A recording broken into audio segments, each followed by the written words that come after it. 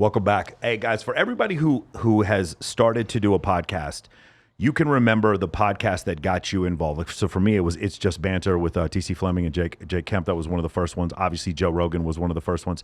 The Art of Charm has been one of the original podcasts. I remember a long time ago when a million years ago, allegedly, I used to work for Mystery and I used to hang out with the guys from RSD. And they would talk about, like, are there any podcasts in this, like, male improvement space? And they were the only ones, because it used to be that everyone didn't have a podcast, and podcasts weren't all on YouTube back then. So we have one of the originators, man. We got my man Johnny from the Art of Charm podcast. How you doing today, man? I'm doing great. Thank you very much. It's an honor to be here, Michael. I love it, man. So I have a couple of questions. So first off, are you guys both in New York? Is that where the thing started? Where did you come up with the idea for the podcast first, and then the coaching program later? So the podcast program started with AJ and Jordan. They were going to school in Michigan. Okay.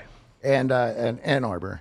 And they started the podcast, and it had taken off. Just due to, there wasn't a lot of podcasts back then. This was on, and it was men's focus, and it was on dating, a topic that, of course, guys want to hear about. What year is this? Like 2006. Yeah, so this is a long time. I mean, this is like back around when Joe Rogan gets started. He was just getting started as well. Yeah. And so they started the podcast. It had taken off, and they had started getting requests for coaching. Now, while it was taking off, you have to also remember, and you were talking about working with Mystery. This is 2000, just after 2005. The game had just come out. Yeah. Neil Strauss's book, and that was a very popular book. I mean, it was a massively popular book. Yeah. And so that book was also on the back of a men's movement craze that was going on in the internet. And we have to think about what the internet is and was back then. What it was compared to how it is now, yeah. Right, which is, it was just a bunch of guys working things out, building it at that time. But also, we couldn't, like, our access to these guys was like videos you'd have to buy and DVDs they'd send to your house, like David D'Angelo, Neil Strauss, or Mystery, not 4K streaming video on, because a lot of people don't remember, we didn't have, it was Google Video before it was YouTube. I have videos back on Google Video back in those days, and these were like grainy 320 SD videos. And so mainly you're reading forums. That's where you're getting your own, most of this stuff is coming from. Yeah, and there was a groundswell of interest in this community that was bubbling on the internet. And who's going to be on the internet first? Guys working it out, building it, right? So what are guys who are working it out, building this thing, what are they going to end up talking about? Girls, man. Girls, of course. And what kind of guys are these? These are very analytical software developers. These are guys who are entrenched in computers. So, of course, they want to get information on what is the best way of getting out, meeting girls. They're not out there at the clubs. Yeah. They're not building peer groups of massive parties and everything else is going on. They're playing games and building stuff and making stuff work. If it wasn't for those guys, we wouldn't have the internet. Yeah. So they're going to be talking about girls. And because there was so much interest in this and information coming out, everyone has a take, everybody has a perspective, and all of this information is flying everywhere. So they started the podcast, and at that time it was called Pickup Podcast. Yeah. Okay. All right. So now that squares the circle for me, because that was confusing. Because one of the things that was interesting is when the reception for the game, when it came out, you have to understand, Neil Strauss wasn't a pickup writer. This guy was working for Rolling Stone. Oh, yeah. And he had written several biographies before that. I already had The Dirt. I was a huge fan. The Dirt, I've read Emergency. I've read all of his books. Yeah. The thing is with Neil was that the reception was a very typical Hollywood industrial complex. Oh, here's a new idea. Maybe we'll turn this into a book. This is cute. This is like the movie Hitch. And the additional, like, the wave of feminist outcrying and misogyny that came later was not part of this. No. This was literally seen as almost like a mainstream thing back then. And so it's really interesting that you bring that up. And so you guys do a thing called the Pickup Podcast. And what was the origin for that? It was, for them, it was just two guys who were interested in this subject, of talking with women and getting better with it and finding this online community and bringing it to the masses through podcasting. Yeah. That was it. Beautiful. And how did that go? Did they have continued growth? Did they get a bunch of guests on there? How did that all work out? So for them, they put the podcast together and they made some business cards for it, and they started passing them around in Ann Arbor to get some buzz about this thing. And it was all secret. No one knew who they were. They were leaving cards on the urinals of the bars that they were going at in Ann Arbor. They were trying to get more social and getting better with that idea and everything that comes with better communication, persuasion, influence, all these things, and the psychology of it all. And it just so happens that somebody from, I can't remember, I think it was Apple Podcasts, found their card on one of the urinals. Decided to check out the podcast. Was like, this is great. Guys are going to love this.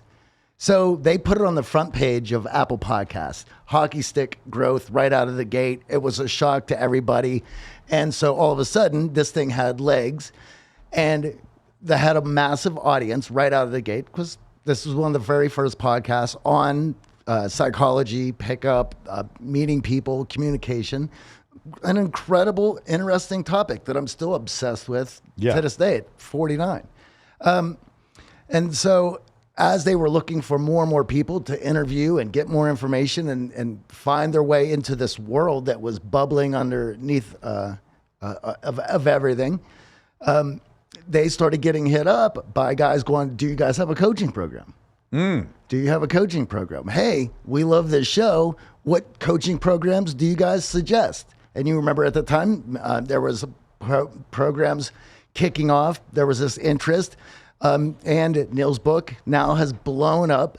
And that experience for a guy who's spent most of his life playing video games and being on the internet to live in Hollywood in a mansion, running around all these clubs, chasing beautiful models around. What young 20-year-old guy does not think, wow, what a life that would be. Yeah. Right? So they're out now trying to figure out, do we send all these guys to a company? So they started taking programs to see which one would work and what would fit and which one did they like and who would their audience like.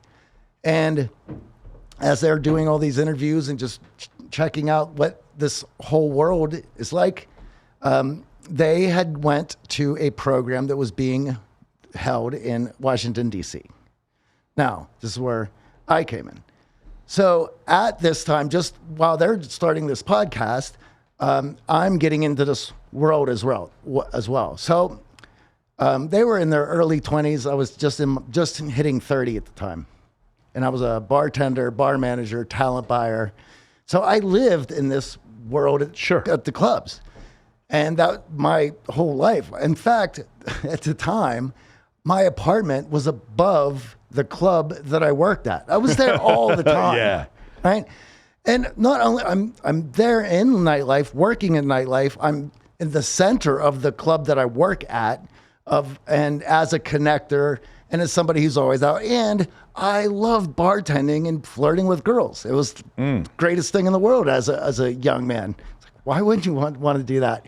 And if you're at the bar every night working, that you look for things that entertain you. For me, it was just getting better at flirting with girls and having fun. And my boss at the time had asked me, have you read this book, The Game? Do you know about this pickup thing going on? I'm like, no, this is all brand new to me. He's like, you're going to love it because this is already up your alley. So in reading it and doing a little bit more research, I was like, wow, this is really rad. And I knew who Neil was because I had the dirt. I was a Motley Crue fan. I was playing in bands as well. So it was interesting to me that Neil, who wrote The Dirt and was involved in the Rolling Stone and all this rock and roll from LA, was now into this world and what was going on here. And he wrote this book, and this was all brand new. And I found it fascinating. Yeah. Some of the ideas I didn't like. Some of the ideas I thought were great. And I was like, well, I have a perspective to add to this. I've been working in clubs for the last 10 years, and I talk to girls every night. In fact, it's my favorite thing to do. So I got involved, tried to figure out a way to get involved in what was going on, because there was this whole scene that just seemed like so much fun at the time. There was a company that was doing some coaching programs out of DC. I had chatted with them on some forums, as you were talking about. Yeah. They had invited me to come up and see what was going on. And I started going up on the weekends, and they liked my vibe and what I had to tell the guys that they were working with from just my perspective and from working behind the bar and what was going on. And in working in the bar, not only are you chatting up your customers and everyone who's coming up, but you're also watching what's going on. Because as the bartender or bar manager, how everyone behaves is a top-down situation, hierarchical structure. They're looking for anyone who's in authority and how they're acting, and that's how you're going to cue yourself to behave in that atmosphere. So I had all this perspective on working in that industry that the guys found fascinating and a lot of fun. So they kept inviting me up. For me, it was extra pocket change and an opportunity to go hang out and be in the scene and chat with these young guys.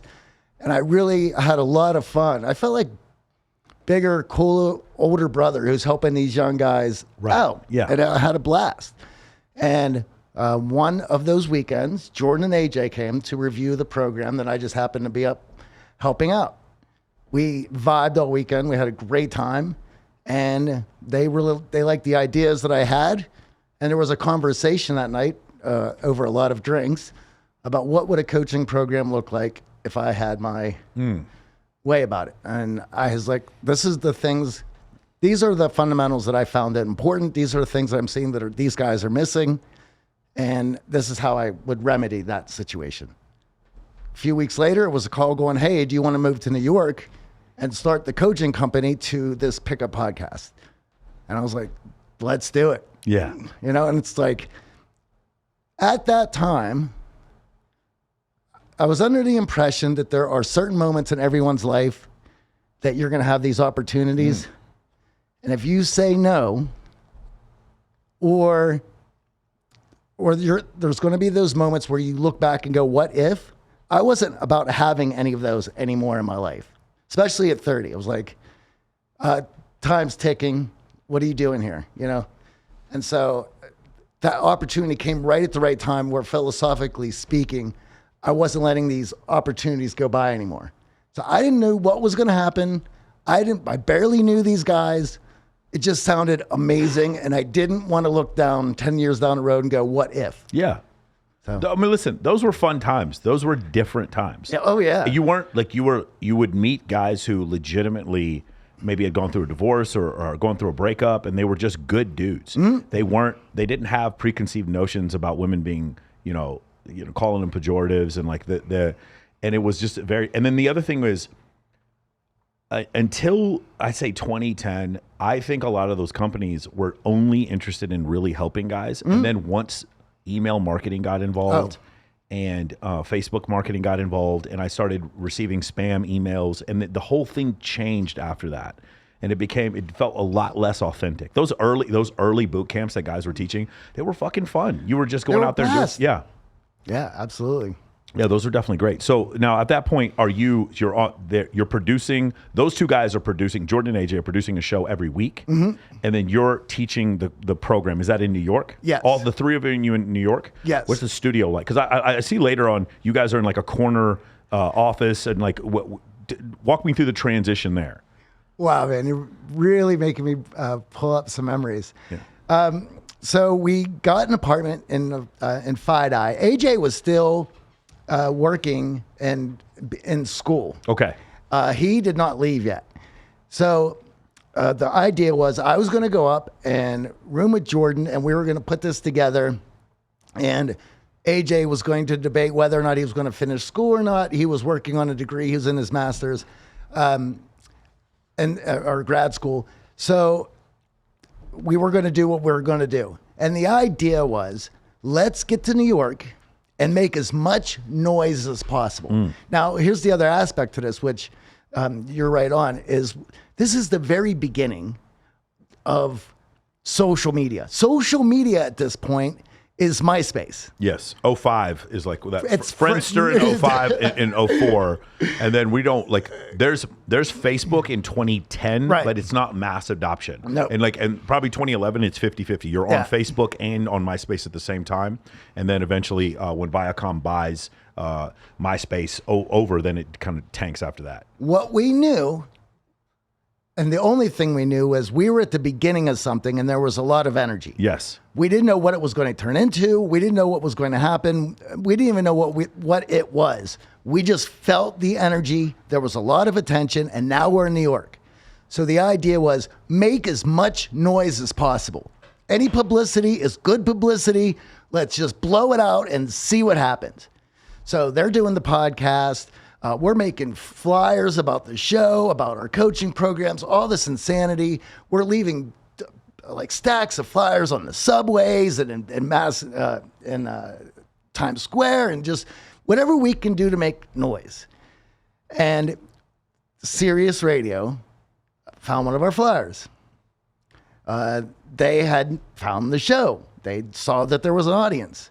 They offered us a show. That show we did for 6 years on Sirius Radio, and it went from I can't remember what it was first called, but then it turned into Game On, and it was, so we're going to Sirius Studios. We're doing the show up there, plus they were doing the podcast, and that's where we interviewed Neil. Mystery came on the show, and it started with we got invited to Covino and Rich. They were doing their show. They're like, who are these guys? And we went on their show a couple times. The people there enjoyed it. They offered us our own show. And then as a gimmick, we were supposed to help Spot, who was the engineer and director, producer of the Covino and Rich show. We were supposed to help him get a little bit more socially suave and fluent. Yeah. And so things were like really moving at that point, as you can imagine. Yeah. And this is all happening in New York. In New York. And you guys are now doing these other shows. And so I'm just curious, what happens, those Sirius clips, do you have those anymore? Do they have the rights to those? Could you post those up on YouTube, those old recordings with Mystery? Because there's no podcast with Mystery. There really aren't any. I'm getting him on mine eventually if he can ever come down here from Toronto. But I think a lot of people it would be interesting, because there's the environment, there's that whole movement, and then there's like looking back on the history of it. Because now, like this red pill manosphere thing it sprouted from that. Oh yeah. And I think a lot of people today don't realize that's where it came from. Well, it was their scene. They created it. You know, we saw a lot of energy there. We jumped on. Yeah. And we were excited to be a part of that. Yeah. I know that someone archived those shows. I haven't checked the internet in a very long time to find them, but I remember just being on Sirius. They were very crass. It was a call-in show, so all these crazy people were calling in. This was well before cancel culture or any of that. Yes. And so the shows were quite raunchy. A lot of truck drivers would call, and they would just want to talk about exploits and lot lizards. And it was, but we were having a blast. It was like, yeah. Are you kidding me? This is our job now? This is amazing. And another opportunity. And then we didn't even get paid for that. But it was an opportunity to promote Pickup Podcast, which was now crossing over to the Art of Charm podcast, to go with the coaching company and to spread the word of what we were doing. What was the reason that you had to change the name to Art of Charm from like the Pickup Podcast or Game On? It was... I think at that point, it was mostly just marketing. We wanted more people to understand that the podcast was a part of something that was larger, right? And so to call it the Art of Charm, our podcast, and coaching company together.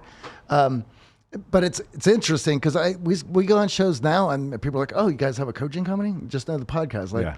We've been doing this for 16 years. Yeah. Absolutely. Were you making more income from the coaching company than advertisements or sponsors from the podcast? There was no advertisers or sponsorships back then. Yeah. Every once in a while, I remember there was one sponsorship, which was like a sex furniture line.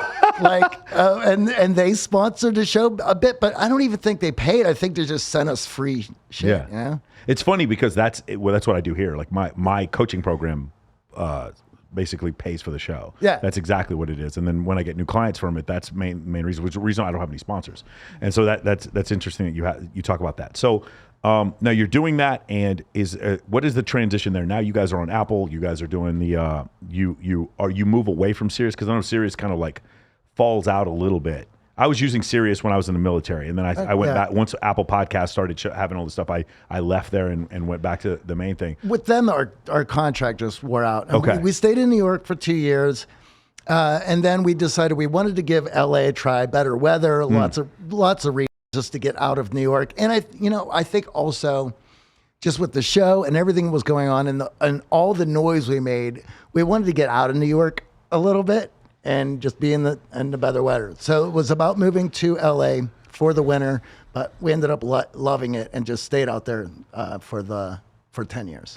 I didn't know it was originally called the Pickup Podcast. And so I guess my next question would be, I don't know if you've seen like some of these other companies, especially like RSD, they made this massive pivot away from specifically the concept of men dating women. And like, they don't even use gender in their communication anymore. I notice with you guys, when you talk about approaching people, even though you and I listen, I go to self-help conferences all the time.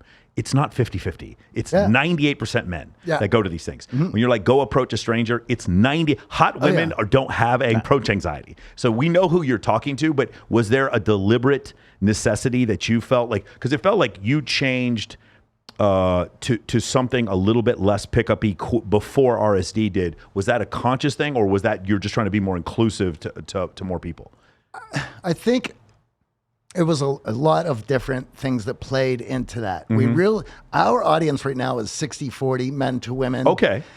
Even on our coaching programs, our online programs, we have women in them. Yeah. But they work in male-dominated environments, so they want to work and be in that environment with men because that's where they're going to be employing these skills. Yeah.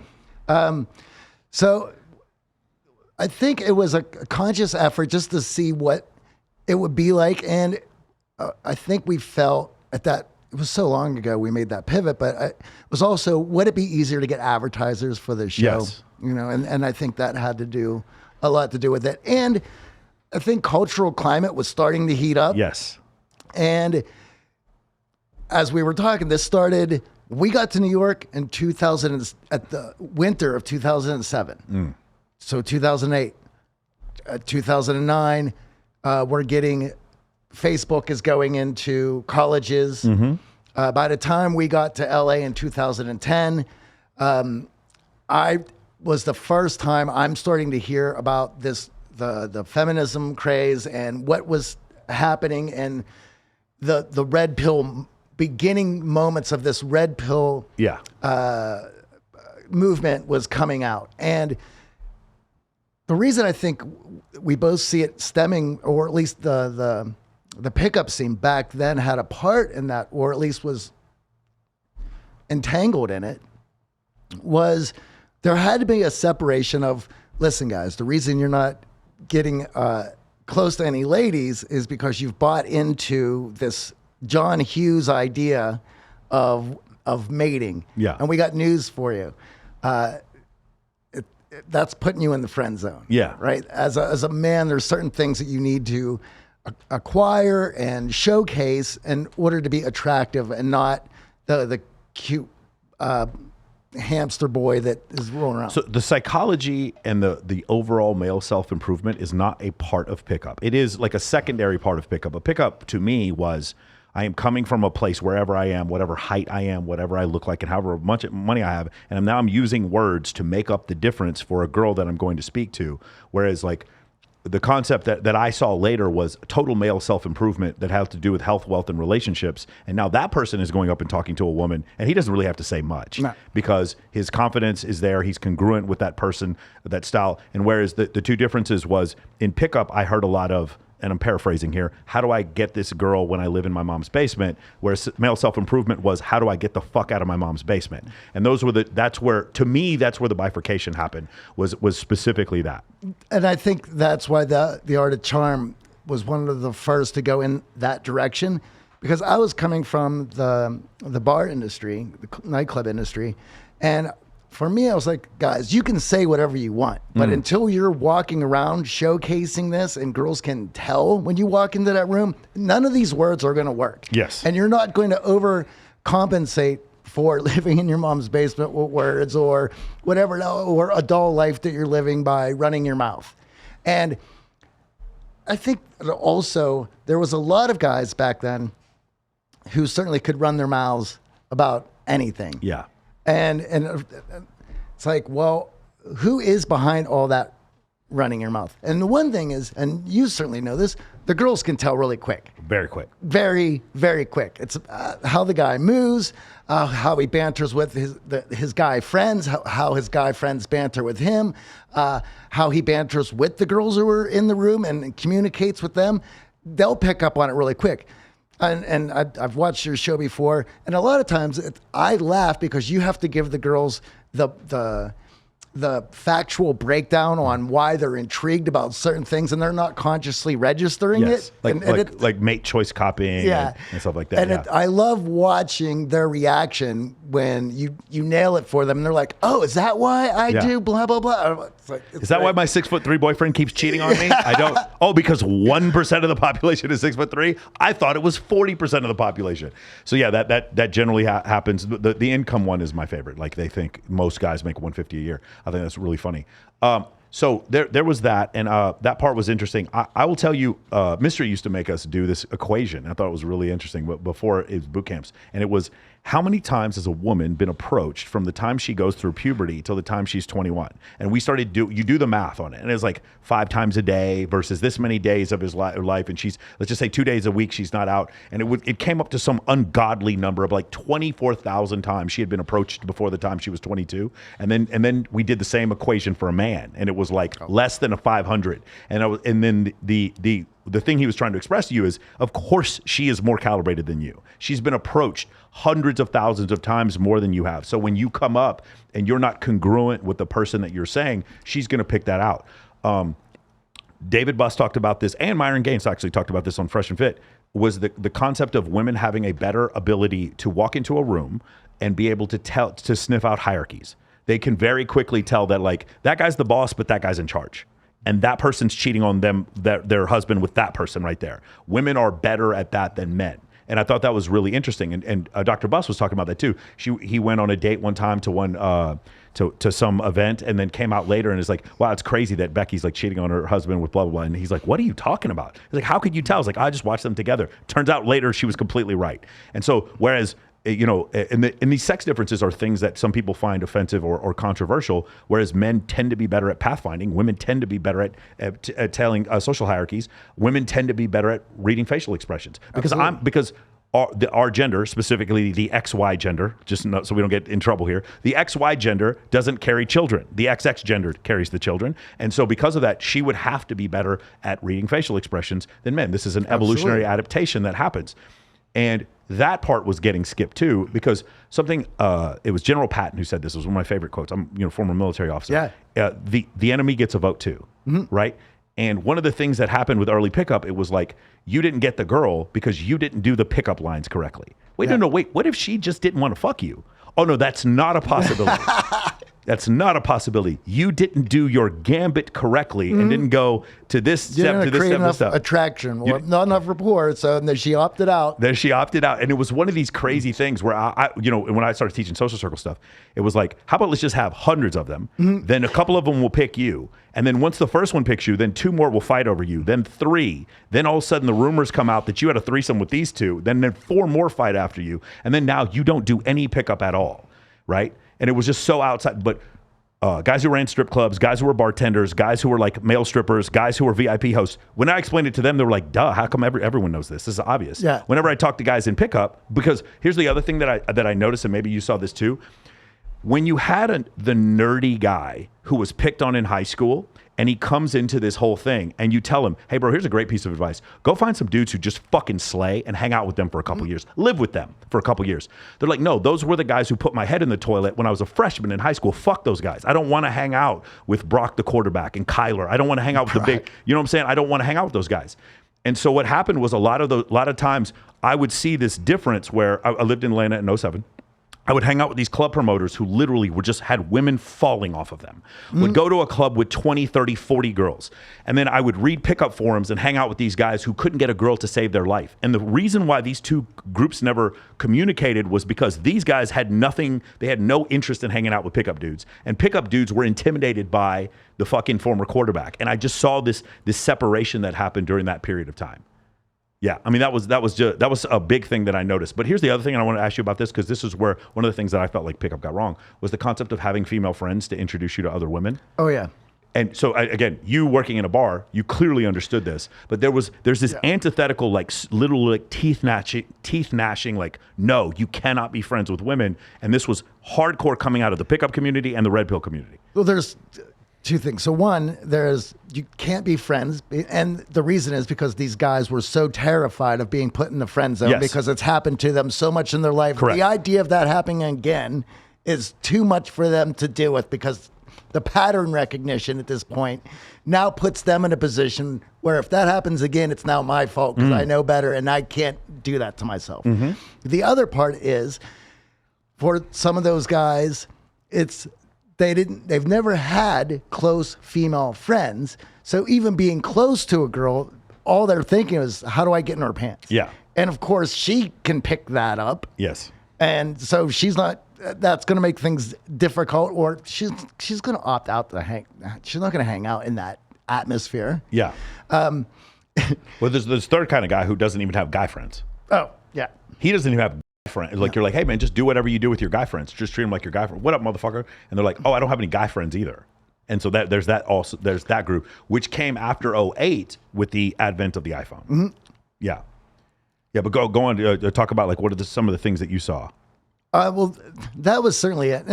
Or with the female friend specifically. Like, did you, this was the thing that I saw. I was like, I kept seeing the promoter with female friends, bringing other females, and I kept reading the pickup blog telling me I can't be friends with females. Yeah.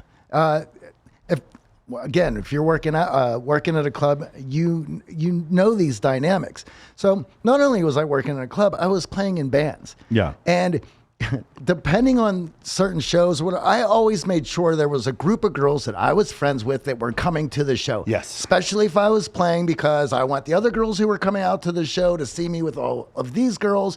And they were always on the guest list because these were the girls that I would be partying with. We were great friends. Maybe I slept with some of them. Maybe I didn't. That didn't matter. It was to be around them and us having the best time in that club. Yes. More than anyone else.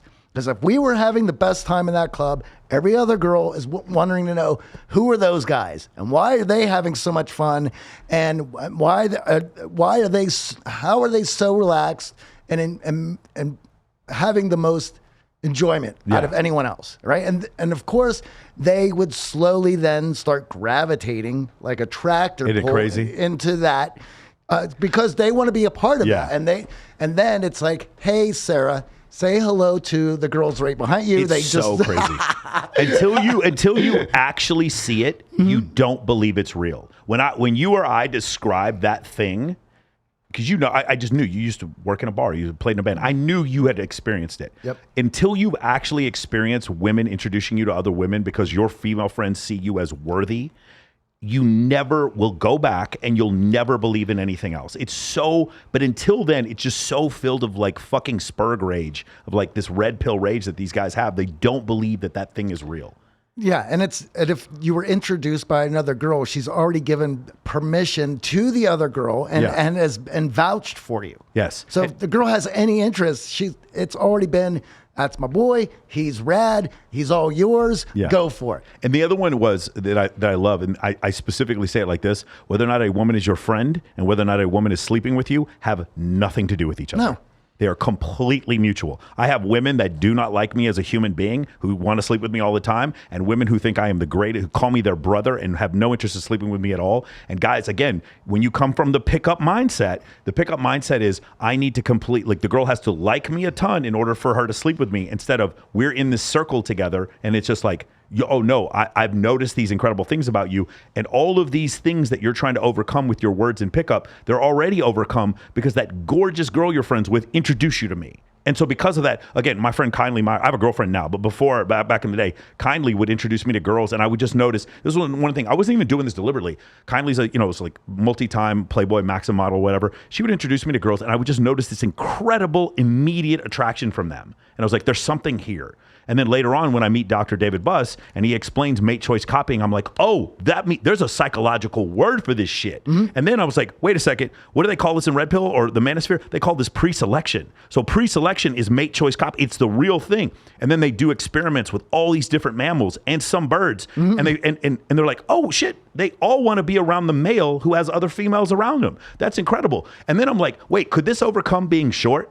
Could this overcome being poor? Could this overcome being not attractive? Sure fucking enough, it sure does. And then I have Bilzerian on my podcast, and I'm like, hey, money, fame, having a bunch of girls, which is the strongest? He goes, well, fame is the most important one. He goes, but the next one is jealousy. He says jealousy. I was like, oh, so even Dan Bilzerian is talking about mate choice copy. What the fuck is going on here, man? Maybe this is the thing we all miss. But of course, you have to get over that thing where I'm going to get put in the friend zone. And that is the work, bro. That is like the lava at the bottom of Super Mario Brothers. You don't want to get in the friend zone. And so because of that, they never experiment and find out that this is true. And all the rules that are broken or held to as Bible rules to not end up in the friend zone, which may not put you in the friend zone, but it puts this girl in a position where she doesn't want to ever hang out with you. So you're not creating a social circle that has women in it for you to be able to use that to your advantage.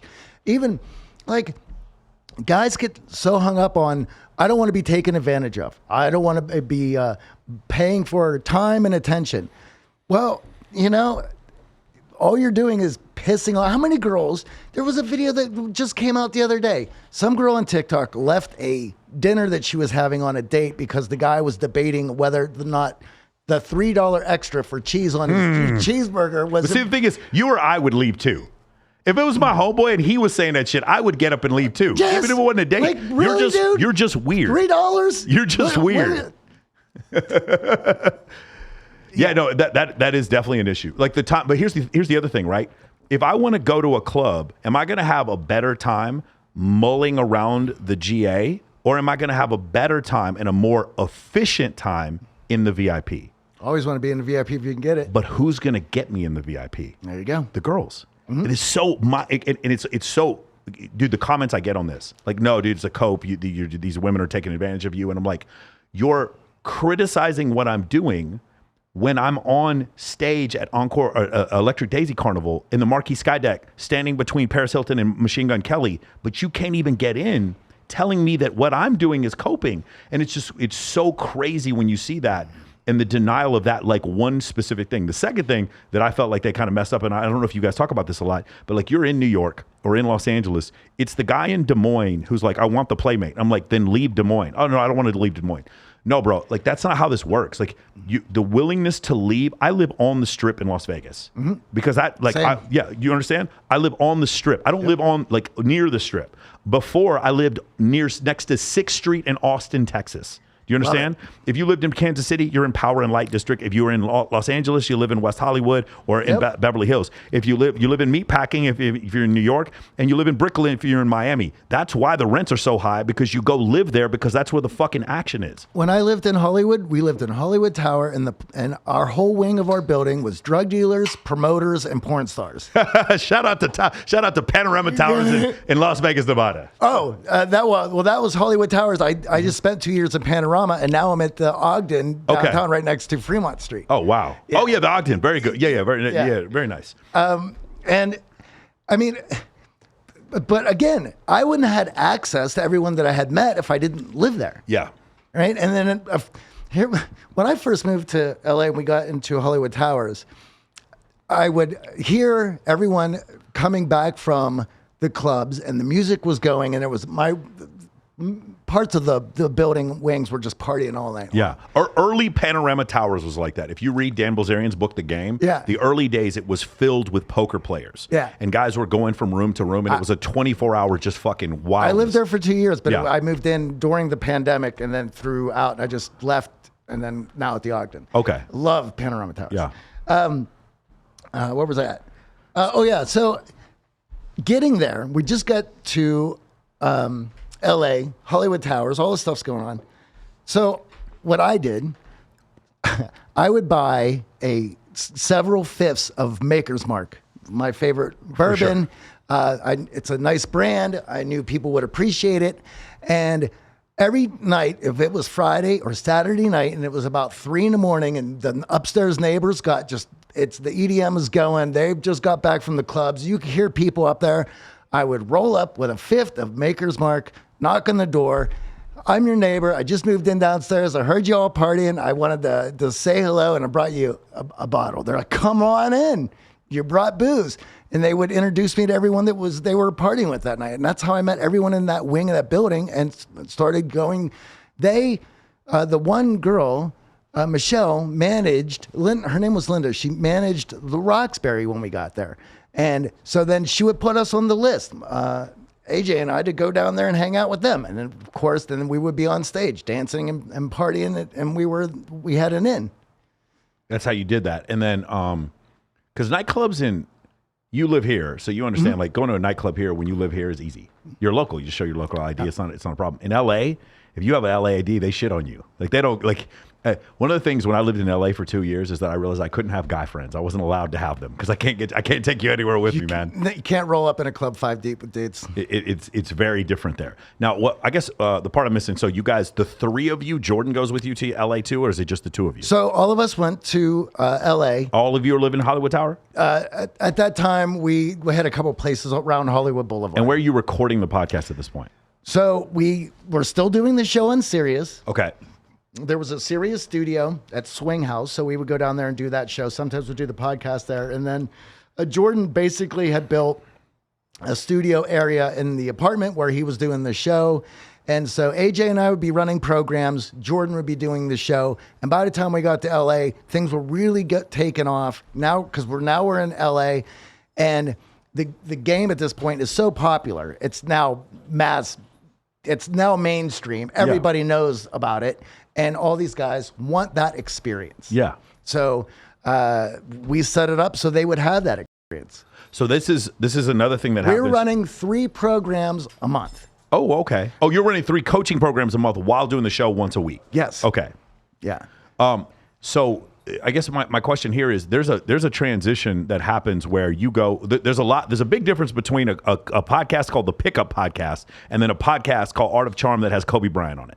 Yeah. Right? Yeah. So this is, now I watched this Kobe, so the 3 people I want to ask you about specifically, which was really fascinating to me, was Kobe, Neil deGrasse Tyson, and David Goggins. Yeah. Right? They have to see, because I know about trying to get these guys on the show, they have to see a certain thing with your show. Now, your show has been around for a while. Yeah. It's doing pretty well. But like also, they don't see your show as a male dating program at this point. They see it as a very mainstream thing. So you've made that transition to where things were very mainstream. Can you talk to me about, like, for instance, with Kobe, he was coming out. You guys interviewed Kobe about 10 months before he passes away.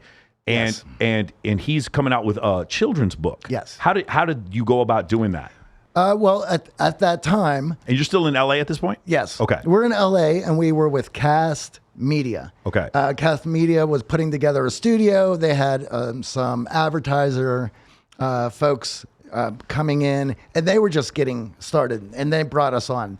The owner of Cast Media, he had some connection with some talent studio, and they had access to a bunch of people. And when Kobe wanted to do the podcast rounds to promote his book, we were in the pile and we got picked out.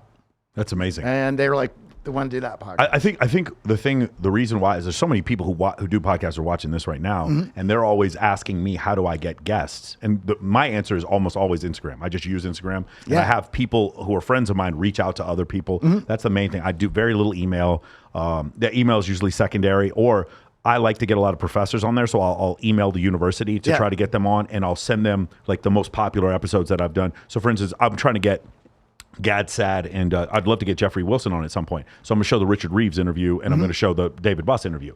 Right? But if I'm trying to get like a porn star on, then I'm going to show the Nar Ford interview, and I'm going to show, you know what I'm saying? So I kind of switch it up. And so that's one of the things. So I was always interested in that. Really great interview that you guys do with him. He's very changed. That might have been the most nervous I had ever been in an interview. Doing Kobe? Yeah. And I'm not much of a basketball fan. Yeah. Obviously, I know at that time Kobe's Kobe. Yeah.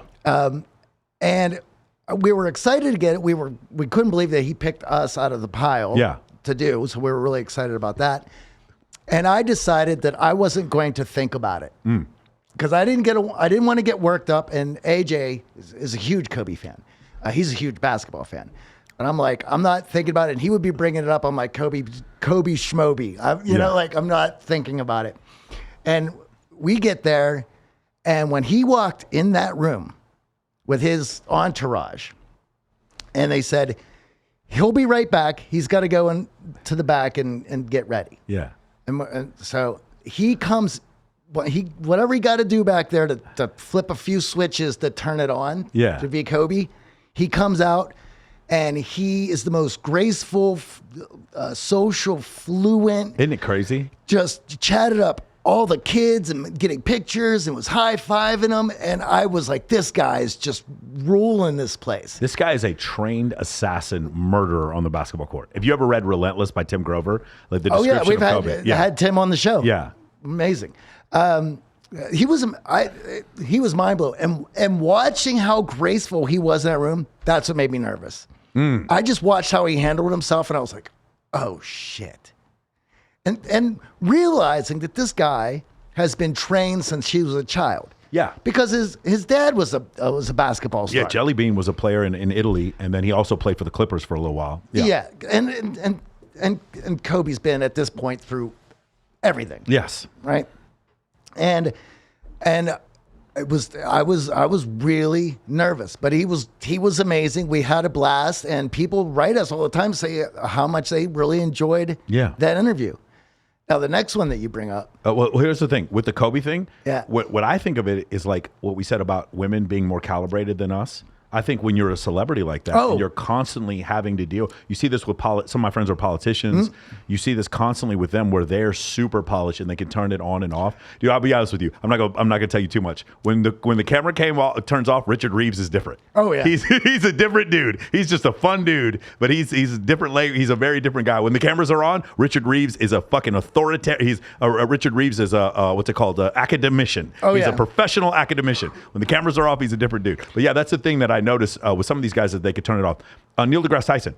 That wasn't you guys. So how did that work? that was Jordan. Okay. So I don't know how that interview came up, and that was before AJ and I were regularly hosting the show. Well, I know Neil deGrasse Tyson, when he writes a book, now not so much anymore, but when he was first coming out, like Astrophysics for People in a Hurry, when he wrote Death by Black Hole, I saw him doing shows with 30 subscribers. Like he would do anything. The same thing I saw with Gary Vaynerchuk. Gary Vaynerchuk would he'd be holding his baby, he'd be feeding his baby food, and doing interviews on a podcast that had no subscribers whatsoever. In fact, I started doing. I tell people right now, I'll do 7-10 podcasts a week from my house. I'll do 3 hours for anyone. I have people, I'm their first episode because I will go out there and just say crazy shit for 3 hours. And I'll specifically do that because I watch Gary Vaynerchuk and because I watch Neil deGrasse Tyson and because Dan Bilzerian is a buddy of mine. He'd tell me, if anyone asked me for a photograph, I never say no. I never say no. And so that's kind of where I got that from. So when I watch Neil, that's why I saw the thing with Neil that I love is that he uses this idea of using science. He goes into areas with people who believe in things that are sort of pseudoscience, and he tries to go in. He treads lightly into these areas, but he also makes you feel very uncomfortable. Some people, not me, because I love physics, but like for other people, like for instance, this is going to piss some people off. I personally don't like what Oprah, Dr. Phil, and The View have done. I don't think they've helped anyone. No. I think the answers to their questions are very vague, and rarely do you point in the mirror and say, you're the fucking problem. He divorced you, you're the fucking problem. You got fat, rarely do I see that personal accountability. Those programs, I see a lot of judgment and very little personal accountability. When I read the 5 love languages, then I'm like, okay, well, let me look up the science. Oh, there's no science here. Oh, let me read the book about The Secret. Let me look for the. Oh, there's no quantum physics. No, there's no quantum physics in The Secret. When I read about trauma release, it turns out there's no science behind trauma release. When I read about astrology, there's no science about that. But then I watch Oprah talk about this shit, and I'm like, I'm so confused about what I'm doing. And then when I watch Neil goes into those places, and he's one of these really popular people, but he's like, hey, where's the science here? Like, what does the science tell us? What does the data tell us? and he doesn't do it with any sort of bias. And it makes a lot of people very uncomfortable. And that's one of the things I love, because you guys keep talking about psychology. And that's why, to me, this is the most important book for dating in the entire world, is the Evolutionary Psychology Textbook by David Buss. Yeah. Or The Evolution of Desire by David Buss. And I feel like one of the things that's been frustrating for me for years, and you tell me if this has been the same thing for you, is that people will ask these generic questions, who cheats more, but there's an answer. Mm-hmm. Men do. It's 20% men, about 13% women. Who files for divorce more? Men are trash, women are trash. No. Nobody's trash, but 78% of divorces are initiated by women. You know what? I think the men here are taller. The men here are tall. No, there's fucking census data on this, and nobody looks it up, man. Nobody looks it up, and that's another reason why I like Neil. Do you ever get into that issue before, like where it's like you have this generic dating advice, like Hitch? You know what I'm saying? And then people are like reading 50 Shades of Grey, but there's like real answers to this, and they don't want to look at these real answers. Well, there's that, and the thing that is messed up is that due to COVID, yeah, we had seen the media collapse. Yeah. Right? They are lying to us. And I lived in Hollywood, and I've dated every narcissistic sociopath chick that has ever. I know when I'm being gaslit. Yeah. Right? And when I'm being gaslit, I'm out. It's fun for the first couple of weeks, but then, Yeah, then you're like, wait a second, where were you? Like, your phone is off again? What's going on here? So, and because of that, what we've seen is, if you want data on this, I'll get you that data. Yeah. Right? It doesn't mean that data is right. And how did you get that data? Yeah. And we're now seeing that you can pay for whatever data you want. Sure. So this brings up a dilemma of, well, what science am I going with? And what is the science that I need to get what I need to do? Now, there's that comes down to what level do you want to deal with the problem? And are you looking at it at a philosophical level? Are you looking at it at a psychological level? Are you looking at it from a dumbass level? Or are you looking at it from a skeptic level or a victim level? So that if you're looking at it through the skeptical lens, well, all you're doing is being a skeptic. And you're like, well, that's wrong. Okay, well, then what's right? But then nothing can be right. Right. I had a discussion with somebody about astrology the other day, and she was like, no, astrology is real. These things can be real and not real at the same time. And I'm like, you know what? You know those kids who were living in Poland in 1939 when the Nazis showed up and threw them in a fucking train and then burned them? Do you think, why don't you go tell their families that didn't really happen, that both happened and didn't happen at the same time? Ron and Nicole, did OJ kill them or not kill them? Is your feeling? Oh, your feelings matter? No, your feelings don't matter. That happened or it didn't happen. But like the other examples I like to bring is, if things can be true and not true, then Newton never learns from Kepler. Then Einstein never learns from James Clerk Maxwell or Max Planck. And fucking Galileo never learns from whoever, Socrates. These things never happen because things can be true and not true at the same time. Mm-hmm. And then so when you give them this empirical data, then they don't like to hear it. And then all of a sudden it's like, oh no, it's my truth versus your truth. And we got into a place where everyone got these participation trophies in order to get along. And I think it really hurt men, because if a very attractive woman believes in things that aren't true, you know what happens? She's having fun drinking mimosas. It doesn't fucking really affect her as much. When a man starts doing this, bro, the world slaps you in the face hard, because we have to compete. We have to compete at our jobs, and we have to compete for the opposite sex. We have to compete against other men. We have to compete for sales. We're constantly having to compete. And what happened was this belief that things are the way they are because I feel like they are. I really felt like that 33% of men under the age of 30 have zero sexual partners. And I think this is a massive reason why. Oh, well, and we're also, Elon Musk had just retweeted or commented on that post about men with 130 IQ and who are 3 to 5 times less likely to have sex than when a 60%. 60 IQ is going to have more. Yeah. So outside of Tuesday, for those of you who don't know, more women, the average IQ for men and women is the same. What happens is more women are inside of the first standard deviation, which is plus 115 to 85. So that's one standard deviation. It's about 15 IQ points. Outside of that, once you get to around the 130 level, there are twice as many men as women, meaning the dumbest people on the planet are men. The smartest people in the planet are men. They hold a little bit more spots outside the distribution. And so when we get into this whole situation, and I tell my clients this and they hate this because I have a bunch of clients who are computer programmers and doctors, and I'm like, an IQ over 130, you're less likely to get laid than you have an IQ under 80. Because the guy who with the IQ under 80, he's not walking up to her thinking about shit. He's just like, she's hot and he's showing intent. And you know what he does? He goes to the fucking gym. You know what I'm saying? He just focuses on what he watches an action movie from the 80s, and he just looks like a cool guy. If you needed to be smart to get laid, none of us would be here. Hey, thank you. So let's just clear that up. But here's the other thing. That IQ of 130 gives you a broadened range of consciousness that you don't have at a 60 or 70 IQ. Yes. The answer to consciousness is more consciousness, right? Okay. So if I go away for a week and I don't have a dog sitter, so I got to figure out what to do with this dog, and I tie the dog up outside and I give him a big bucket of food to last the week and a big bucket of water to last the week, what's going to happen? I mean, he's going to try to go through it, but he's probably going to make himself sick. Yeah. Eat it all the first day. Dump over the water, eat all the food and get sick and tie himself in a knot and stuck there. Yeah. Right? Because he doesn't have enough consciousness to recognize that he's going to have to ration out this food and all this. To have that consciousness, he needs to be able to go forward in his mind, and he needs to go backwards in his mind to figure out how to ration his food in order for him to survive. Yeah. He can't do that because he's a dog. All he has is what's in front of him and how he's feeling in that moment and what he's going to do. Yeah. That will get you laid.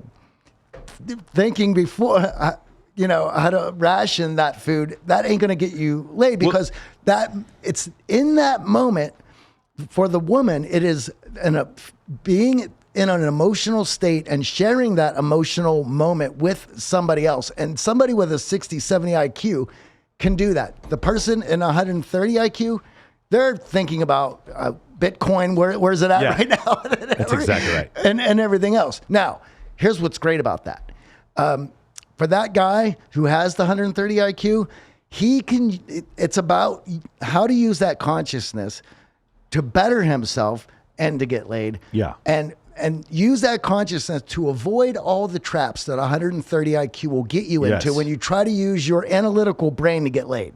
Yeah. Because your analytical brain isn't going to get you laid. Correct. It is your emotional brain in that moment which is going to get you laid. And those are two different hats.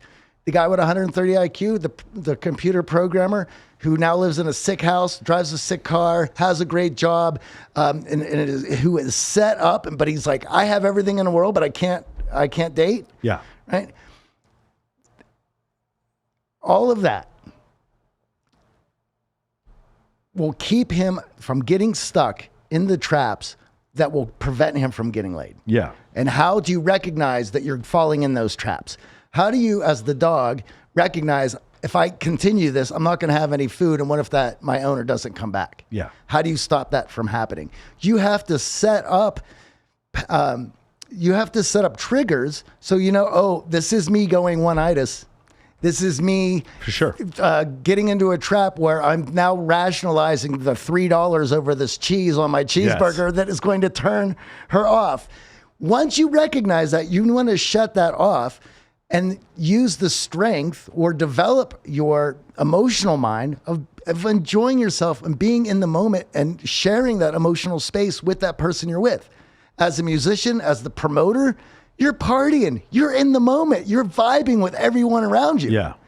That's what's connecting you to everybody. I mean, you watch professional athletes. Some of them are not very smart, but some of them are extremely confident. Oh, yeah. Even though they're not very smart. And that confidence is something, it's a trigger that women look for.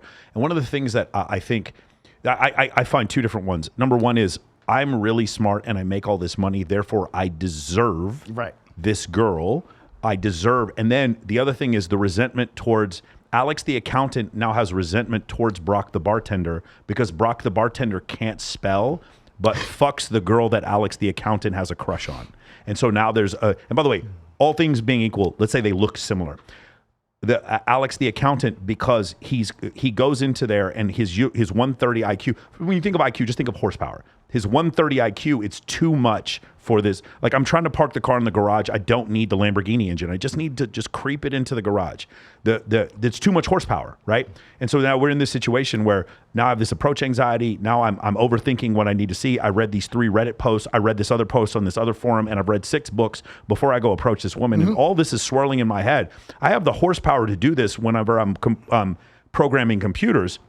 Now I'm talking to this woman, and Brock is just like, what's up? And he's just confident as fuck. He fucking owns it. And Brock he's already fucked 6 of her friends. And so, like, from her standpoint, she's just like, yeah, Brock just looks like he's just more, like, he's more fun and more confident. Meanwhile, Alex is just thinking about shit too much. And then that's essentially what happens. And so now the guys who deserve it, now they resent Brock, right? They deserve it because they got the 2nd master's degree and they're an associate at their firm and they fucking came up with a new patent for some polymer, right? And then they believe that they deserve it. And then they get really frustrated by this whole situation instead of understanding, hey, you're not going to, like you said before, you're not going to analytically think your way through this. Getting to Mars is an analytical problem. It is a physics problem.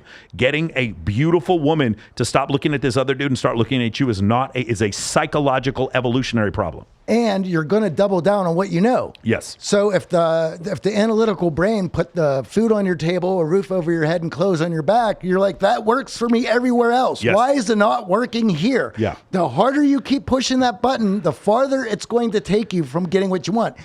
And I saw a clip of yours the other day where you were, I believe it was a coaching session with one of your MOA guys. Bro, hey, well, shout out to Billy. Yes, Billy's famous now. And what's rad about that is that same mindset that's going to allow you to share space with that beautiful girl and have a lot of fun and get you to where the next stage you want to go. That's the same place you need to be hanging out with that billionaire, having a beer, so you can chat with this guy, so that when that whole episode is over, that guy's thinking, you know what, that dude was really rad. I want to have a beer again with that guy. Billy is killing it now. Right. Billy points Great back to to hear. that whole thing. Billy runs around with 4 or 5 girls I love it because Billy's like an Indian guy under 6 feet tall who's just surrounded by hot women all the time. Yeah. Because I was watching his analytical brain as you were pushing him. Yeah. And it was great. And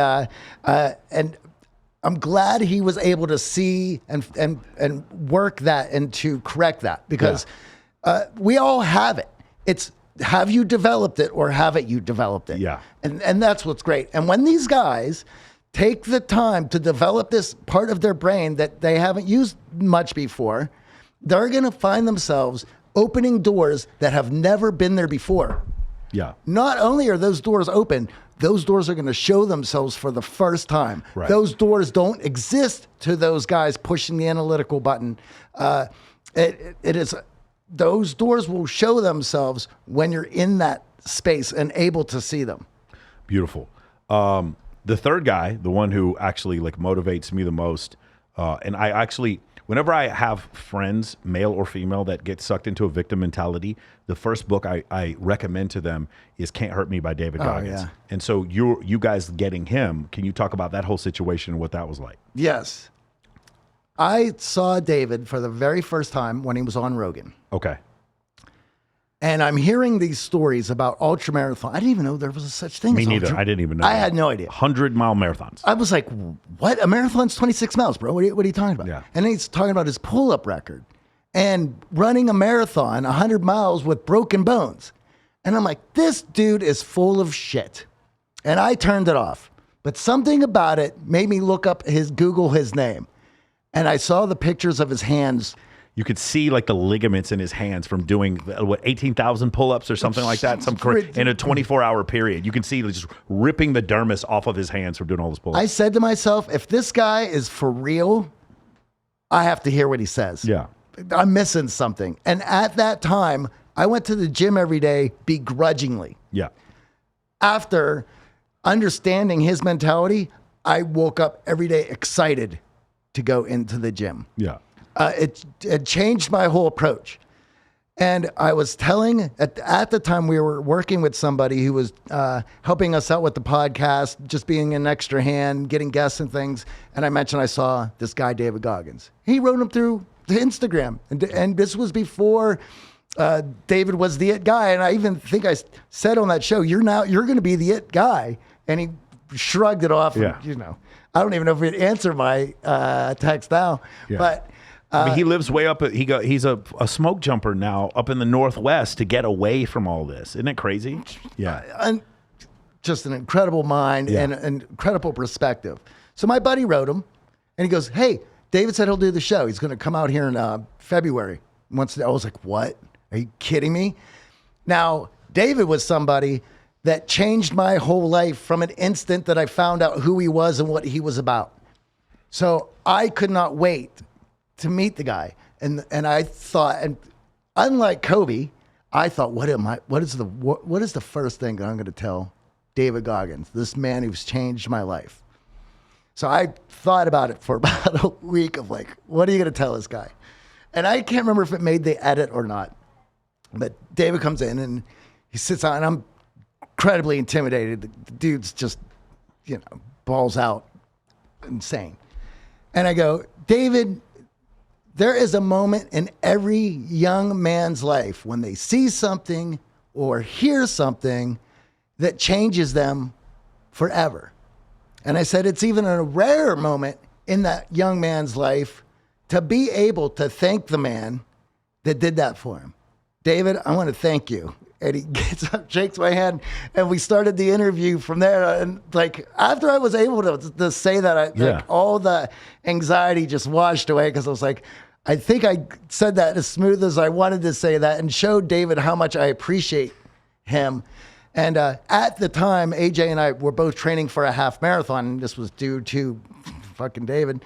And he was so tough during that interview, and we had a lot of fun. After that interview, he found out that we were working on a half marathon. He wanted to hang out and just talk about running the whole time. What shoes you got, what exercise you're doing. Here's what you got to do for shin splits. His eyes just lit up. Totally different facade. And while he was so uncomfortable in that mic, and I think in the interview I said, what fears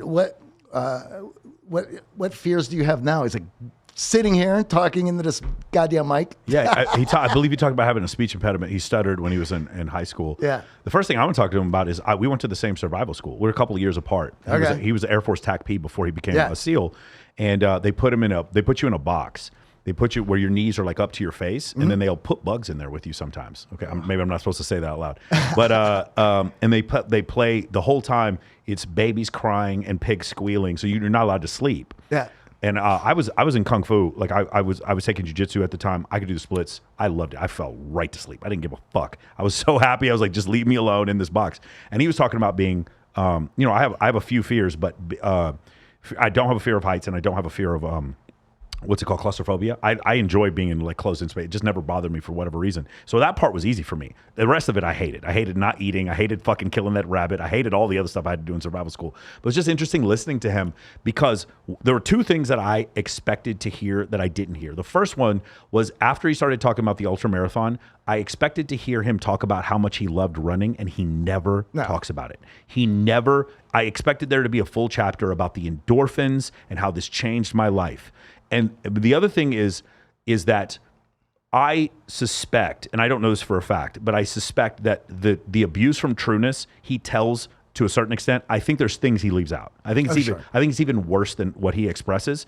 I think and he talks about his brother completely shutting out some of these memories and acting like none of it happened. And then additionally, his mother in the second book then gets engaged to a convicted felon after he just did with that whole thing with trueness, right? His mother, and I was like, man, that is incredibly fucking selfish. You just got away from this incredibly abusive man to go into another relationship with an abusive man.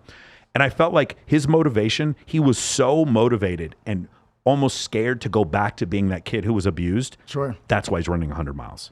That's why he's pissing off Navies. At the very end, in the book, he talks about this, the growth lessons of the first book. He's pissing off Navy SEALs because he's like, you remember how hard we trained to get through buds? Every day. Fucking every day. And they're like, fuck you, dude. I'm not running like that every day. I'm not doing this boat shit every day. I graduated from buds. I didn't kill I killed some terrorists. I'm good, pimp. I'm going to do this. And it was so interesting to like watch the way that man is motivated so differently from the rest of us. And it's just like a vector that, I kind of hope I can grab onto. The other thing is, dealing with haters, everyone tells me, Michael, just block them, delete them. I watch David Goggins. He's like, you guys are fucking cockroaches. You guys are cockroaches. And the only reason you come out is because my content is the peanut butter so I can fucking exterminate you. And I was like, man, I'm gonna look at these messages right before I go to the gym. And that's what I started doing. I started reading the messages right before I go to the gym because of Goggins. Yeah. That was interesting. Yeah. So that, I mean, another incredible interview. And then what did you come away from that with?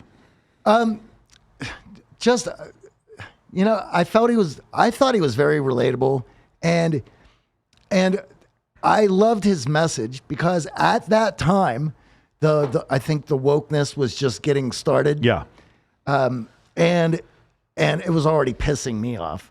Yeah. And so somebody like David, who's just going to flip off all of that and say, we're not playing victim here, because that's what wokeness is, I mean, to me, it's victim mentality. Identity politics is victimhood, of course. Is different flavors of victimhood. Yeah. And if you're in self-development, the first thing that you learn is to recorrect your mind from being a victim to being somebody who can overcome. Yeah. And the challenges aren't to hold you down, but are meant for you to overcome. And every challenge that you overcome, no matter how much it sucks, how much it beats you up, how frustrating it is, how long you're stuck trying to figure it out, it is making you better. Yeah. And that's another thing that, and I'm sure you've seen this a lot, young men don't have an opportunity to prove themselves like they had in the past. Yeah, just Call of Duty, Fortnite. That's what. Right, you went into the service. Yeah, like we have to. And we just interviewed somebody, and I can't remember who it was at the moment, but we discussed this idea that if young men don't have that challenge in front of them, that coming of age moment, that task that loses themselves so they can find themselves, they will create it in their lives, and it may be too destructive for them to get out of. Yes. I also believe that you have to lose yourself to find yourself, and there's many ways of losing yourself. You can lose yourself to drugs. You can lose yourself to gambling. You can lose yourself, like David Goggins, into running, into physical challenges. But as men, we have to let go and lose ourselves in order to put it all back together. Once we're back together, we're bigger, badder, better, smarter, faster than ever. But that has to happen. And you can choose what that is. There's young men who lose themselves in gaming. Yeah. Right? And they have to crawl out of that. Luckily, I'm Gen X. I'm 49. So video games were always lame for me. They sucked back then. Yeah. And I was well into playing music and chasing girls around. And I was like, I'm out. Yeah. There's other things that I want to be doing.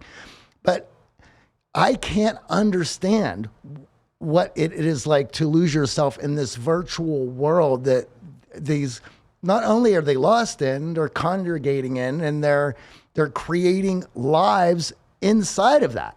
Yeah. And I've also have dealt with some clients who, once they realize that they are spending all their time building up a character inside a game, they're like, wait a minute. If I spent as much time building myself up in the world as much as I'm building myself up into this game, what would I be able to achieve in real life? What am I doing? Yeah. Like, it is those moments of clarity right there where it's like, what am I doing? Yeah. You know? I think it's a function of a participation trophy age, combined with the fact that I think highly productive men, there are moments in our lives where the world tells us no. Yeah. And I think, and this, by the way, this is for, you see sometimes where a kid, 18 years old, he gets drafted in the first round of the NBA and no one ever told him no, and they don't adjust very well sometimes. You'll see that for a very young Kobe Bryant or a Kyrie Irving who thinks the earth is flat. You see this like lack of, because there was no accountability. You'll also see it often with very attractive women where it's one of these things where it's like again, a lot of women out there are going to get really angry when I say this. No man you're talking to believes in astrology. He just believes he needs to say this to have sexual intercourse with you. And if you break up, ask him afterwards if I'm telling the truth, and you're going to be shocked. We don't believe in that shit. That is something, because we understand as men, I didn't get rich because of fate. I got rich because I worked harder than the other guy, right?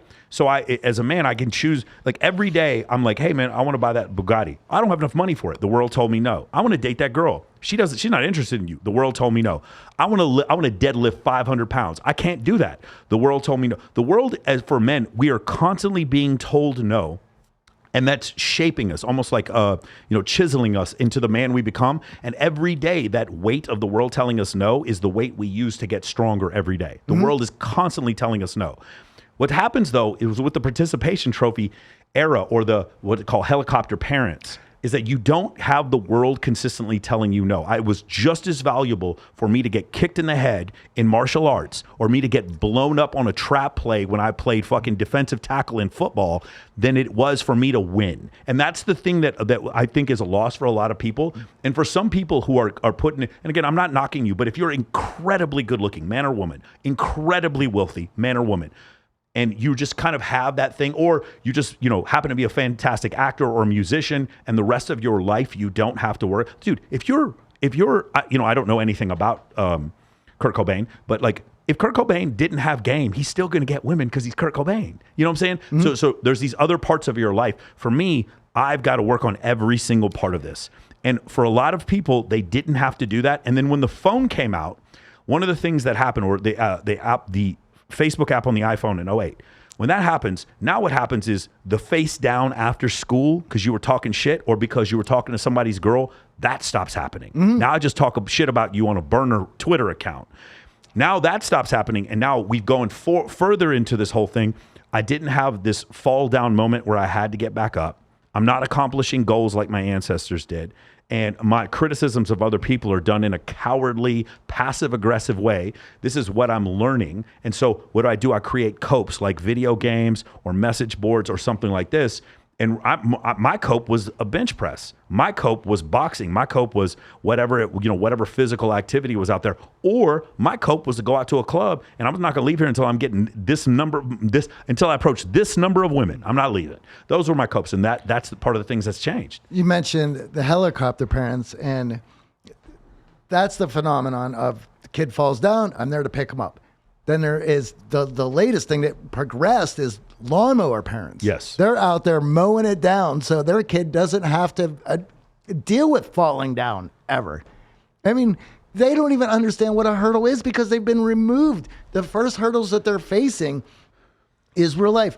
When I listen, I don't know many 20-year-old kids much anymore, and most of our clients are late 20s. They're coming into most of them are late 20s and 30s. But they're dealing with infinite worlds virtually. Every obstacle has been taken out of their way. And so when they finally met an obstacle in adult life, they cower from it because they'd never had to get over it in the past. I mean, when I was a kid, I certainly remember my dad always telling me too damn bad. And, and it's like, I could use some new shoes. Okay, well, the neighbor's lawn needs mowed, so get to it. Yeah. I guess I'll figure it out. So in these worlds and having that phone constantly there, and I'm sure you see this with your programs. How many guys ask you questions like, what can I do to reach out and talk to these people without actually having to put my tail on the line? It's like, it's not happening. And even if you met these people online, you're still going to have to meet them in real life. Yeah. And you're going to have to solidify any connections that you make in real life. Yeah.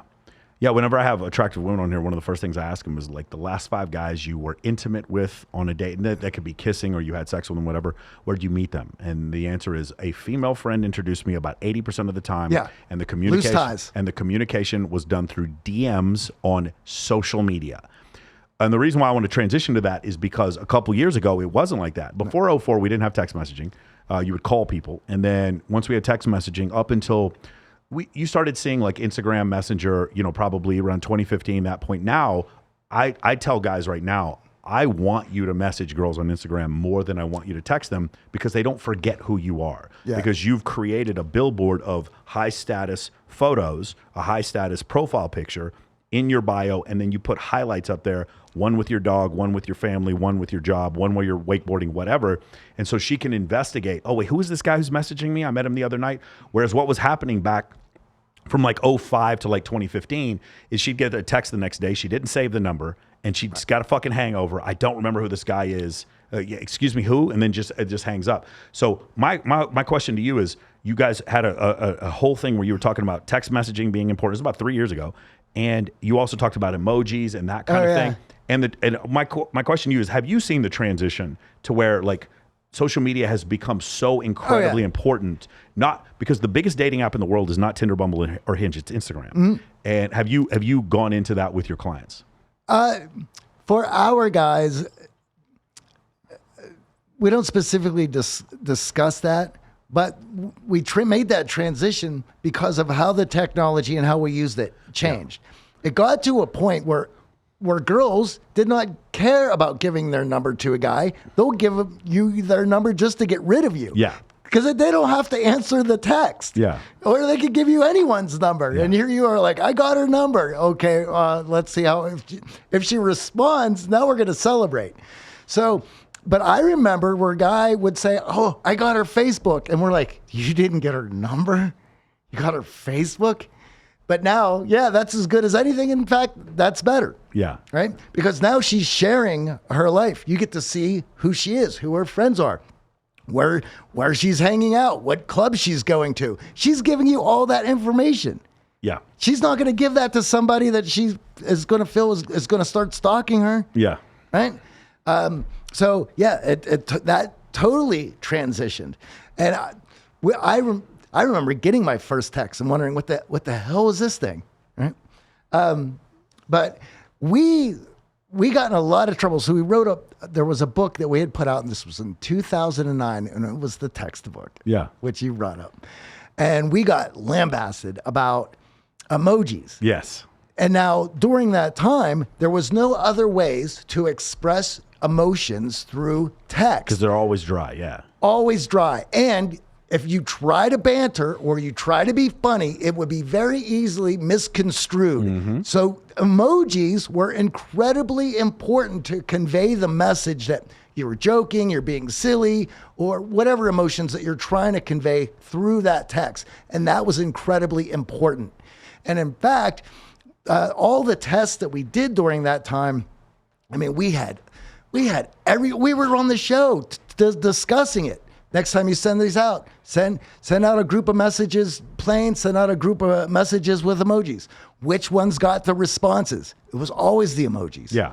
Right. So here's, I want to bring this up because let's go back to the other thing we were talking about before. Neil deGrasse Tyson, he talks about emojis. Yeah. And he's like, this is the definition of illiteracy, that we've gotten to the point where we don't even spell words. Nope. We're like literally showing pictures. But Neil deGrasse, remember the discussion about the guy with the IQ over 130? Yeah. Neil deGrasse Tyson is a person with, I believe, 2 PhDs. He has a master's in astrophysics from the University of Texas at Austin, and his wife has a PhD, I believe, in theoretical mathematics, okay? For him, yes, illiteracy, yes. He got laid from being smart, for sure. His wife is super smart. Right. He's super smart. He runs a fucking planetarium, absolutely. For the rest of us, that little thing, the one where you blink an eye and you stick your tongue out, that lets her know, I'm just kidding, right? You have to send these things out. These emojis are so powerful, and they can take you in so many. And then the emojis that do things that they're not supposed to, like the eggplant emoji, or the peach emoji, or stuff like, or the red flag emoji. These things are so great because there's added context, there's humor. And the thing is, for a lot of my clients, some of my clients are over the age of 40 and divorced. And one of the problems is that's the primary cohort for suicide. That is one of the 9 times as likely to commit suicide in that group. And so for them, when I have them writing women, and they're using these emojis, the girl's like, oh, he gets it. Doesn't matter how old he is. He gets it. And no one teaches you to get it, but you do these things. This goes back to what I said earlier. It was like, if you want to get good with women, find a bunch of dudes who slay get into fucking apartment with them, and then just watch them for a couple years, how they dress, how they act, whatever. And that was one of the things that happened. And so what you see, you guys got criticized because you're like, this is ridiculous. Why do you have all these emojis? And then on the other hand, it's like, oh yeah, but it worked. It worked. And everyone took it on. And I remember laughing about how much ridicule we had gotten for that. And they're like, because, you know, there wasn't that many products out. The textbook was this kitschy thing, and it was all about the texting, and then it was also reaching out, sliding into DMs very early. Yes. It was all about MySpace to my place, like all of this stuff. And of course, the girls are like, well, what are these guys into? What are they doing? And they would be reading our books and looking at all this stuff.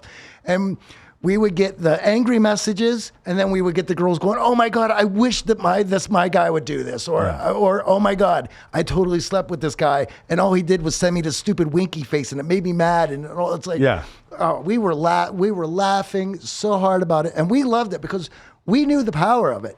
We're like, go ahead and lambast us all you want. Well, we're going to continue doing it. And now, I mean, it is so commonplace that it's so absurd. And speaking with you about all this in the early days, it just makes me laugh because I haven't thought about some of this stuff in quite some time. Yeah. So it's a lot of fun. Two things. One of the two things that I used to give my clients tasks to do. Number one is, this is a big one, man. Especially guys who are in a relationship. When she writes you whatever, you have to write her back less than what she wrote you. This is a hard one because they want to be right, and it's so crazy. Once we get back to like a lowercase k, and that's the only thing that you respond with, and they would always win the argument from doing that. The other one was, you are only allowed to answer it with emojis. So get really creative. That one. And when they started doing that one, the girls got so engaged with it because once again, that 130 IQ, you don't need this horsepower. No. You're just going for a little, stroll on the fucking river. You don't need the super boat that goes with the 280 horsepower that goes 200 miles an hour.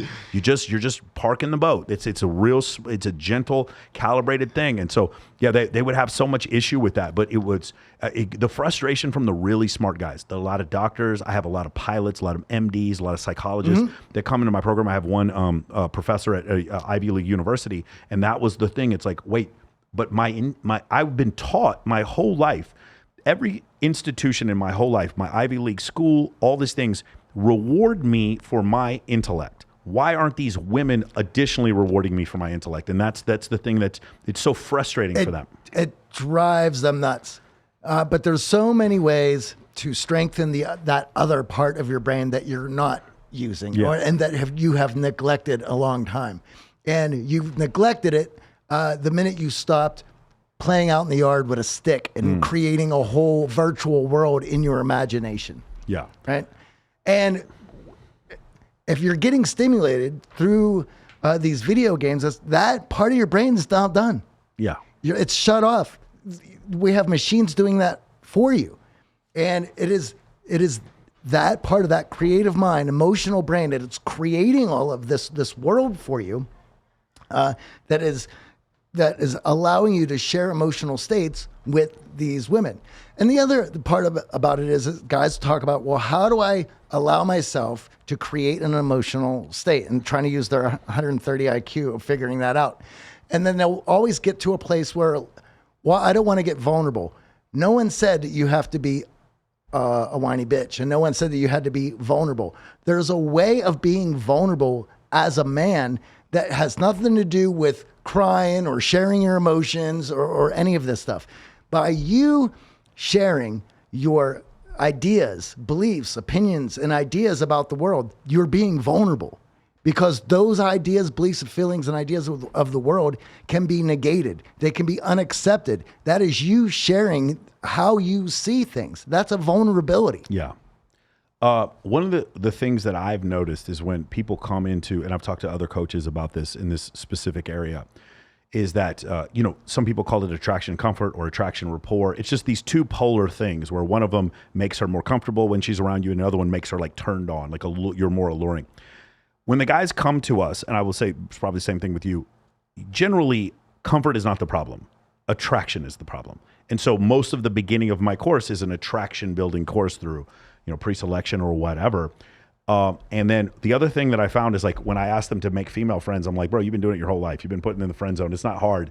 What are some of the things that you see with your guys that get them stuck in the friend zone? What are some of the things that, because honestly, if you could make a product right now, 100% guarantee to get you out of the friend zone, you'd make $1 billion. That is the holy grail of all things that you could possibly sell is that one. Problem is once you're in it, you're gonna shoot your way out, right? It's like socialism. There's a way out, and I'll explain it a little bit. There's a way out, but like what have you found that consistently gets the guys in it that they misunderstand, and then what are the things that they can do to avoid it?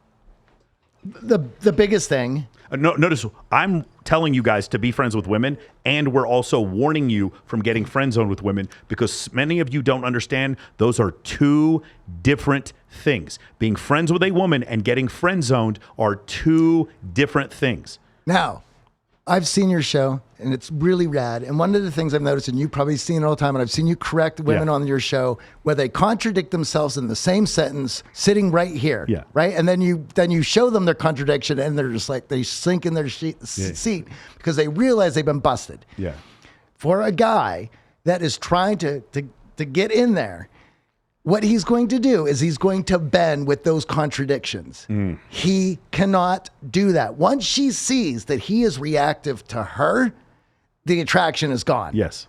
So he has to learn to be so solid that she then becomes reactive to him. Yes. That's the trick. And your analytical mind is listening to what she's saying and trying to figure out, how do I become this guy? No, you already are that guy. You have to strengthen who that is. This means understanding what you want, who you are, how your vision and reality of what it is.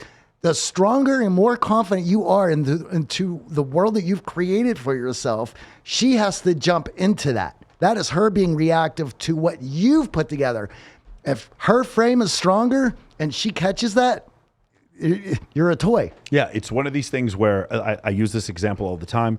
You talk to a beautiful woman and she keeps talking about how much she loves Alex the accountant and how Alex the accountant treats her like a lady, and he opens her door for her and buys her flowers, and how much she fucking hates Brock the bartender, and he messages her in the middle of the night, and he fucking, where you at, and all this kind of stuff. And then you inevitably ask, wait, did you have sex with Alex? No. Did you have sex with Brock?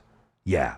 Okay, but you had sex with Brock. You keep complaining about Brock, but wait, what? And then that's how you end up in the friend zone, because you didn't keep that frame. You didn't understand. You didn't keep those boundaries and understand. From when I tell rule number 1 in MOA is we don't pay attention to people's words. We don't pay attention to the words. We only pay attention to people's actions. Yes. And when you see the woman that is the woman of your dreams and only pay attention to who she sleeps with. I say this several times. I know it's offensive. Women vote with their vaginas, not with their, when they say, I like this so much, they will vote with their vagina. They will go and sleep with the guy who they're actually attracted to, not the one they say they're attracted to. When you get over that and you start watching, who are they becoming stimulated to? Who are they touching their hair and literally turning their pelvis towards because of his behavior? And then later on they come up to, dude, I have a friend of mine right now. She's in town and she's like, she keeps telling me this dude's creepy. I think he's gay, blah, blah, blah, whatever. A week later they're dating. Yep. And then she's like, man, get me away from this guy. He's a total weirdo. Then she moves into his place. And I keep watching and I'm like, do you watch what you're doing and saying? The same girl came on the podcast and she's like, I just really want a guy who's going to treat me like a gentleman and just like really connect with me and listen to me. I was like, tell me about your exes. They're all narcissists. Wait, what? Do you not see what's going on here? Like how? This is why when I see clips of your show, or I was watching somehow the whatever podcast popped in, just Pearly Things and Fresh and Fit. You mentioned earlier. I've been watching these young kids, and these younger girls can't even put a coherent sentence together, let alone articulate an idea. Mm-hmm. And I've seen on your show, they're like, I like men. The guy needs to be 6'3". Now there is a guy that hears that and goes, "Oh shit, I'm not 6'3". And then there's a guy that says, "She's full of shit." Yeah, thank you. Like I looked at the last, I do. One of the reasons that makes my show Access Vegas a little different from Fresh and Fit. And by the way, we're doing Fresh and Fit here tomorrow. Right on. Is that Myron doesn't know the girls that are coming on. Yeah. And all of the girls who come on my show are friends of mine, right? Several of them, and I'm not going to say which, I've actually dated before. They know, and I know the reason why it's important is because I know what your boyfriend looks like, and I know what your boyfriend looks like, and I know who you cheated on with, and I know this. So you're going to run your mouth, and I love you, girl, but I'm going to fucking tell you when you're sitting there saying this shit that isn't true. I had a girl come on there one time. She said she thought the average dude was 6'2". I was like, girl, that's crazy. Of course he's not 6'2". And then she started talking about a dad bod, and I'm like, you're dating a male stripper saying that you're attracted to a dad bod. Please stop. Do you understand? Like, it's not just funny that you're doing this. You're also making my job harder as a performance coach, because she's stunning. A beautiful woman like you is telling men that you're attracted to a dad bod. You know how hard it is for me to get these fucking motherfuckers to go to the gym in the first place? And you're telling them that it's okay for them to have a dad bod when it is not. Like, stop saying the things that make you comfortable and start saying the things that literally make your vagina wet. And she's like, oh, okay, I get it. Because these girls don't get that. No. Because they'll sit there and talk about guy A and guy B, and they'll complain about guy B, but that's the one they slept with. You understand? Mm-hmm. The other one is, this one drives me crazy, is when we talk about pre-selection and women are like, that would never work on me.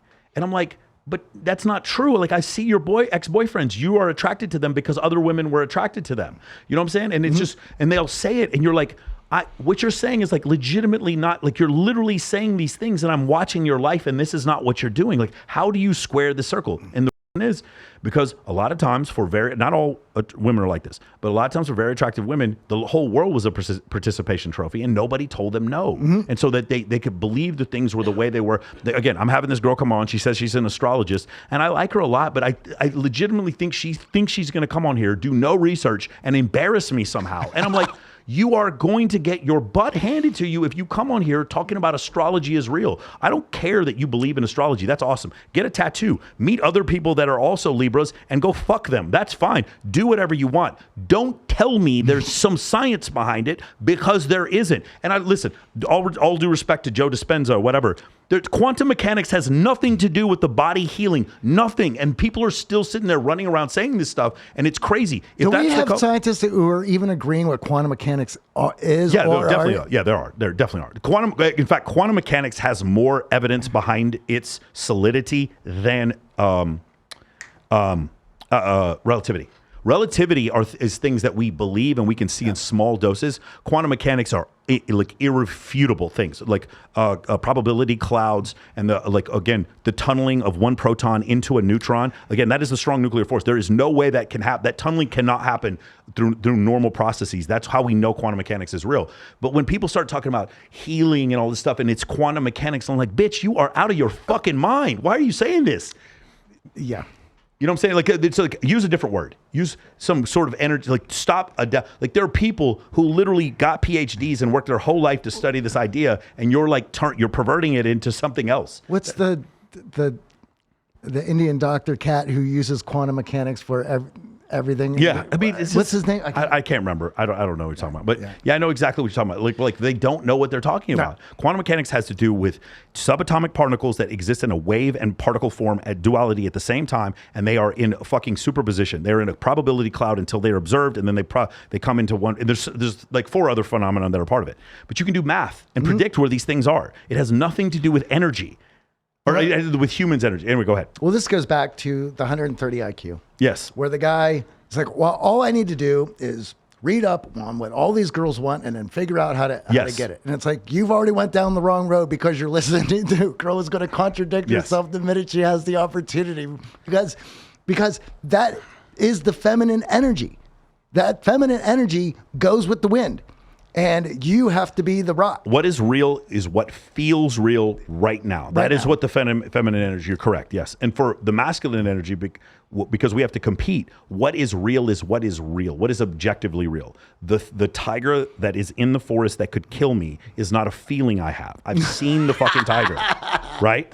Yeah. The family's starving if I don't go hunt for food. That is not a feeling I have. That is an objective reality. Yeah. Whereas a lot of times with feminine energy, it is whatever the feeling is at that moment. Again, I don't sleep with guys on the first date, but you slept with Brock because the feeling at that time was real. Well, so that's different. And isn't it funny how for everyone that you go, well, this guy and this guy, what about this guy? Yeah. It was all exceptions to the rule. Of course, they were all exceptions to the rule. Exactly. This is another one that I love. Shout out to Nicole Arbor. She posted this the other day. I thought it was hilarious. she wrote this thing. She goes, what happens when medical care is done by artificial intelligence? Because when that happens, instead of what we have now, where we're prescribing pills, these AI doctors will be like, you're fat and you need to lose weight. This is going to be the first time that some of these things start happening. You had a guy come on there, and I thought this was great. The idea of metabolic health leading to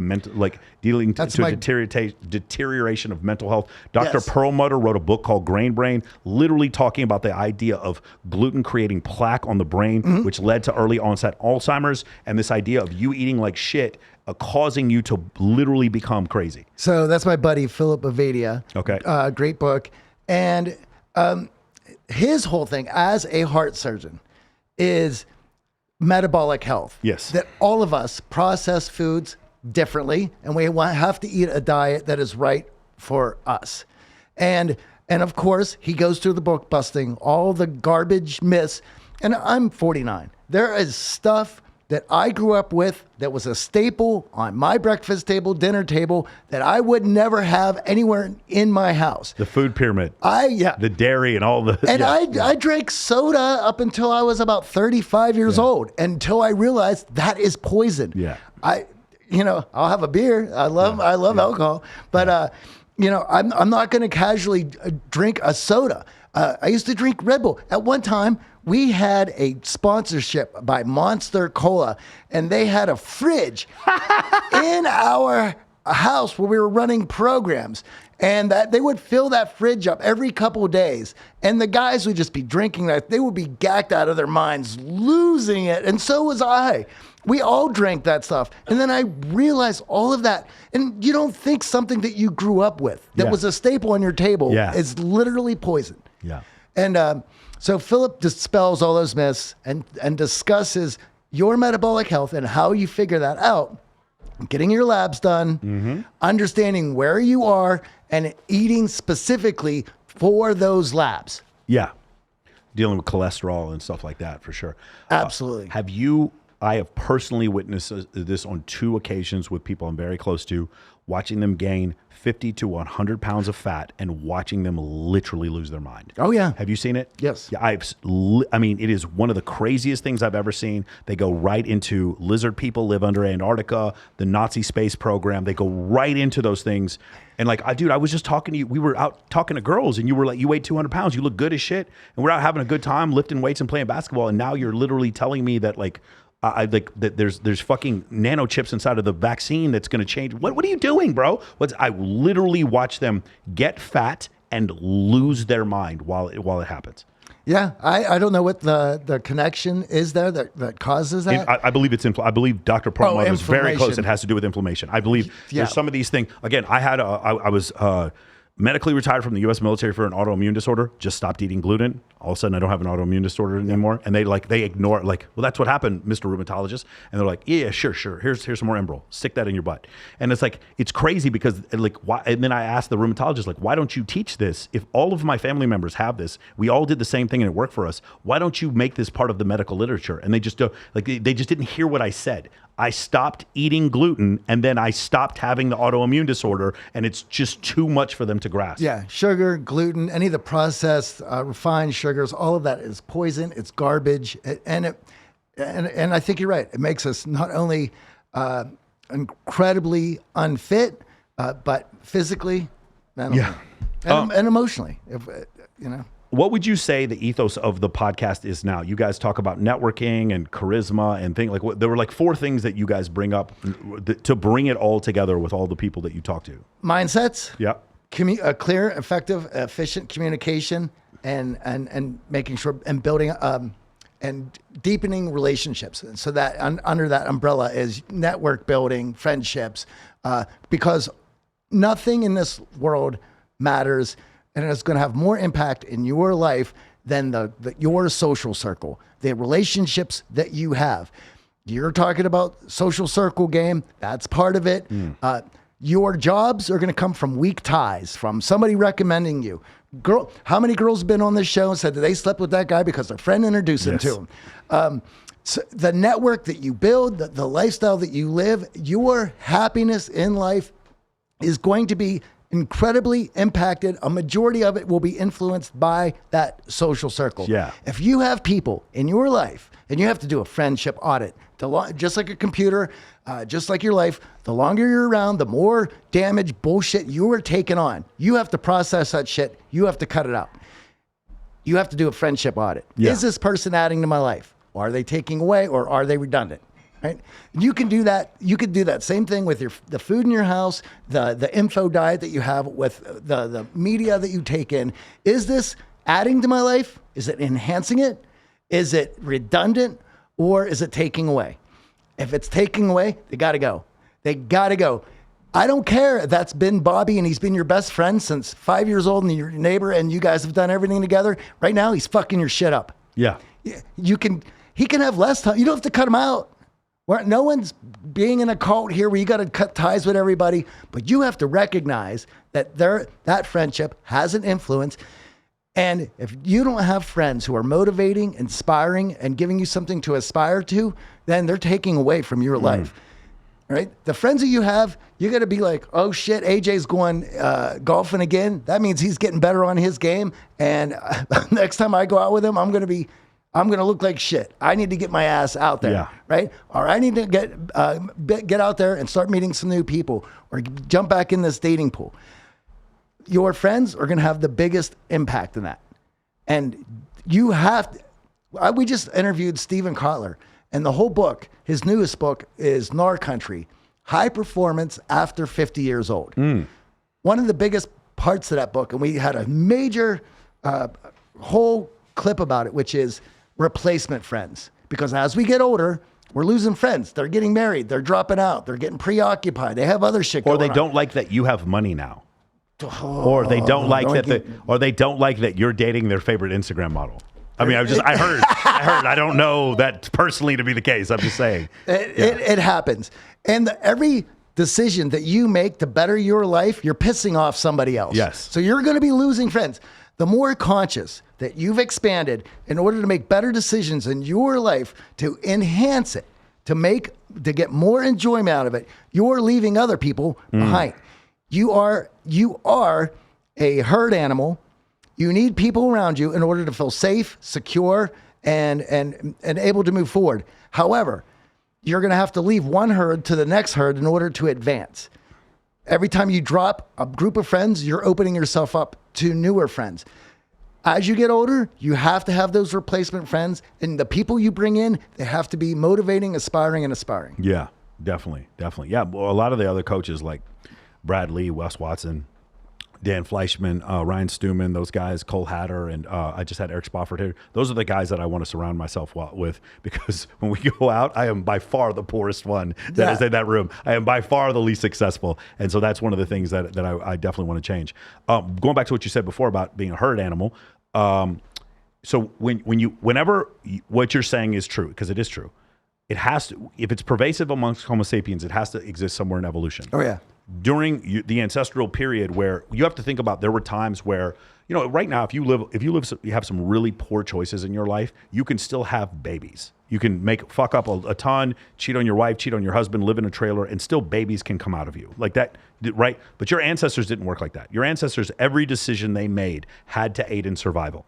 And so the decisions that they made that aided in survival, they would get a reward, mental reward for that, killing the meat, protecting the tribe, whatever, feeding the tribe, making the clothes, whatever it was, raising the children. And then the things that you did that weren't helped with survival, you would get a negative effect, which is why when you think about it, which one of these two guys would do better? The one who went out with the team and killed the gazelle, or the one who stayed in the cave and felt sorry for himself? Obviously, he's going to feel worse. So the whole thing you said about your networking is an evolutionary adaptation. This is what your ancestors did, and this is the reason why whenever you hear very, very wealthy people, billionaires, I'll have to go make a decision. What do they say? I need to go take a walk, and there's usually another very successful person next to them while they're taking a walk, and their brain goes into this different place with dopamine and norepinephrine and serotonin. Again, read the book Spark. It goes into this very, very specifically. And that's where that comes from. So there's an evolution. Anytime we talk about things like, I did this and I felt better, I promise you we can find an evolutionary reason for that. But when we talk about I took Xanax and I felt better, there's no Xanax in our evolutionary past. There is no, when I did this on my phone and I felt better, your phone was not in the ancestral environment. Your phone does not exist in anthropology. And so that's one of the reasons why this is the reason why I love this book, is because no matter how much you think we're going to change, it takes 40,000 generations for us to legitimately change. From us to going back to like Australopithecus, we could still breed with Neanderthals. We weren't that different from these other hominids. But the thing that makes us, you come to this realization, is we have 15 years of Facebook and 300,000 years of being nomadic hunter-gatherers, 11,700 years of agricultural revolution. And when you weigh all that evolutionary pressure, you're like, this is why I am. This is why I like a small waist and big boobs. Mm-hmm. This is why I like a symmetrical face. This is why women like this shoulder to waist ratio. This is the reason why. And my heterosexuality isn't a social construct. It actually is genetics, which is another offensive thing. Oh, you know, and so that's essentially what, going back to what you're saying about us being tribe animals. I completely agree. Yeah, and that tribe needs to be able to depend on you. Yes. And if you are a low value guy, let's say that all the guys are going off to get some food the next day, and for whatever reason you decide, you know what, I'm tired of going out there, and sometimes I'm the butt of jokes, and I just can't hang. I'm gonna hang back and probably talk to some of these girls as they're making some jackets and things. Yeah. Right. There's only so many times you're going to be able to do that before you go off hunting one day and you don't come back. Yeah, for sure.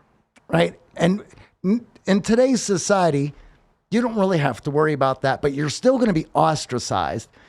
Unfortunately, sociopaths, these chameleons, have the ability to just mingle into another group. And this is why you have to understand what these behaviors are that are low value. Yeah. That will hurt the tribe as a whole. You live in Vegas, you're 45. You know what one bad sociopathic person can do to a group. A business, yeah, for sure. A business. Definitely, yeah. Absolutely. And the way that they work is they tell you a little bit of something. They tell this guy a little bit. And they tell you guys don't talk to each other. Don't talk to each other. They gaslight you. They said, don't. I said this several times. If you work for a business or if you're dating someone and they say you don't talk to these people, you are fucking being gaslit right now. Yes, you are. Yeah, 100%. That's essentially what's going to happen. Do you know there's a really cool hypothesis by some evolutionary psychologists, and that is the reason why. If you go look at Real Madrid or my junior high basketball team, we were in that locker room talking shit to each other. Oh, yeah. And the reason why was to pick out the sociopaths and the narcissists. Yep. It's an evolutionary adaptation for men to pick on other men. Love it. And to some extent bully, but to pick on each other, the rough housing and the free play, that comes from men trying to suss out who the other ones are that are sociopaths. Yep. They take it too far, they take things too personally, and they aren't able to function within that tribe. It's a cool hypothesis. We don't have proof on that yet, but I really love that idea. I would agree with that. There is certainly a evolutionary advantage to that sort of male banter. There's a bonding aspect there. It's to see who, if you can't handle it, perhaps you're not up to the task to be in this group because this is how we roll. Yeah. You were in the service.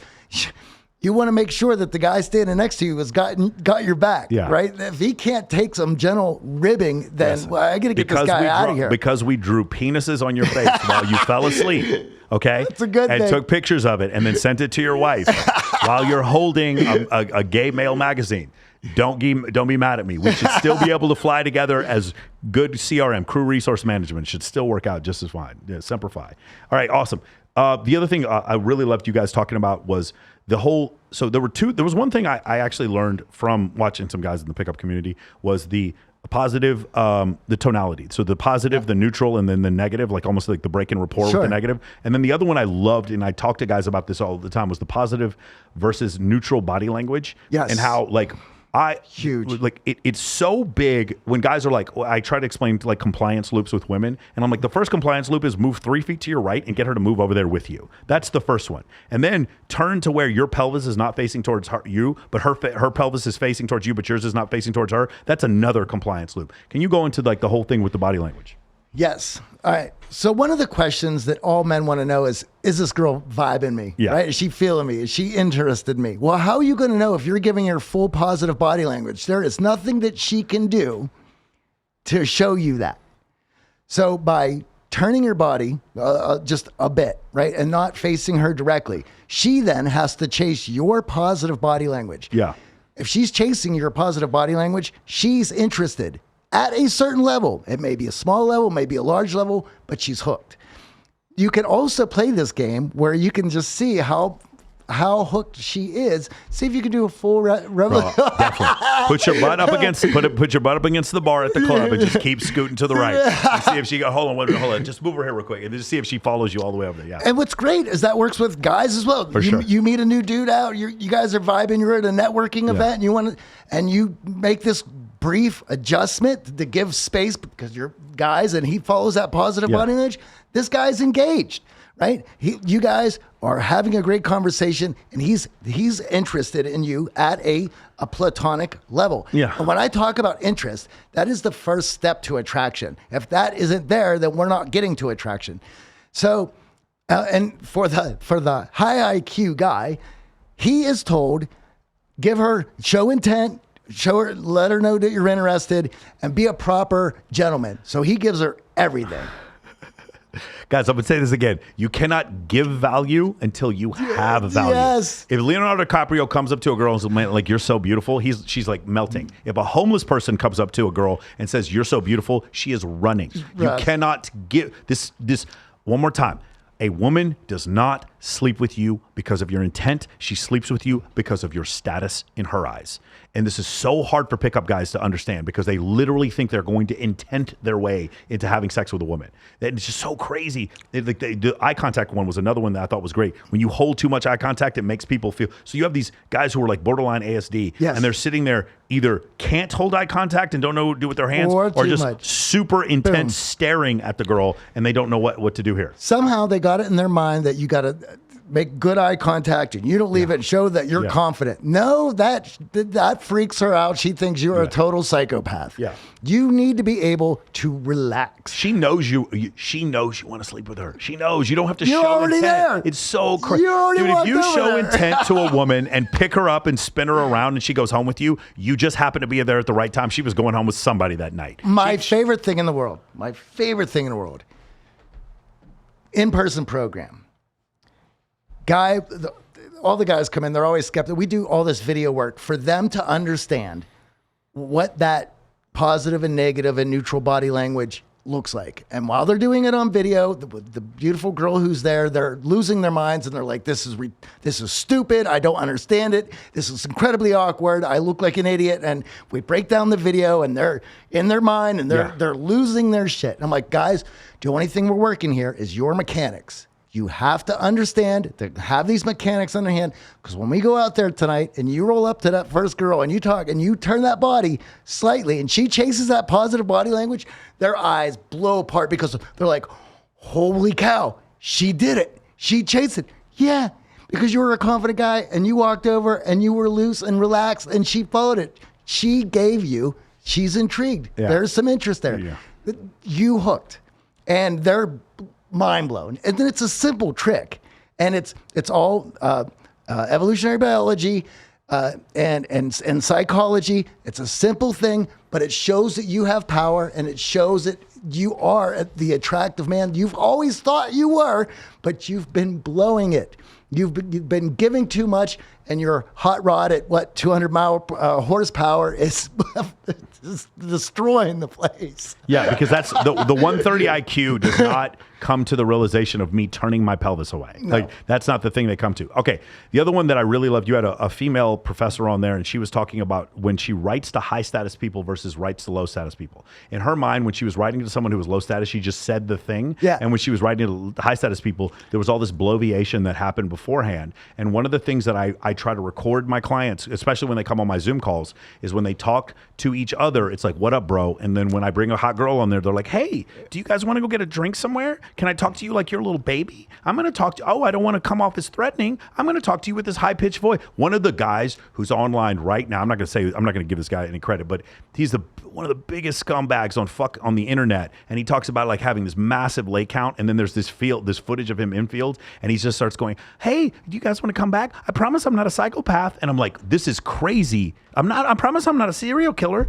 And it's like, yeah, and it's one of these things where as soon as this is one of the things you will notice is that when I am around anybody who's high status or low status, my pitch and inflection does not change, and my language does not change because I'm around different people. Mm-hmm. And when you learn that and women see that, you are treated. I've had. They see it. It's just a theory that I've had is that women see how fun it was when they watch Remember the Titans or something like that, or they watch like some army movie and they're like, "Man, that looked fun." The way you guys razzed each other. Oh, Starship Troopers. Remember when they were all showering together?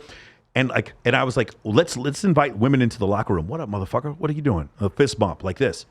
And when I do this with women, especially really attractive women, they're so receptive to it because it doesn't look like every other guy that's in their life who is changing their pitch and inflection and behavior and putting on a persona to try to perform to get sex from this woman.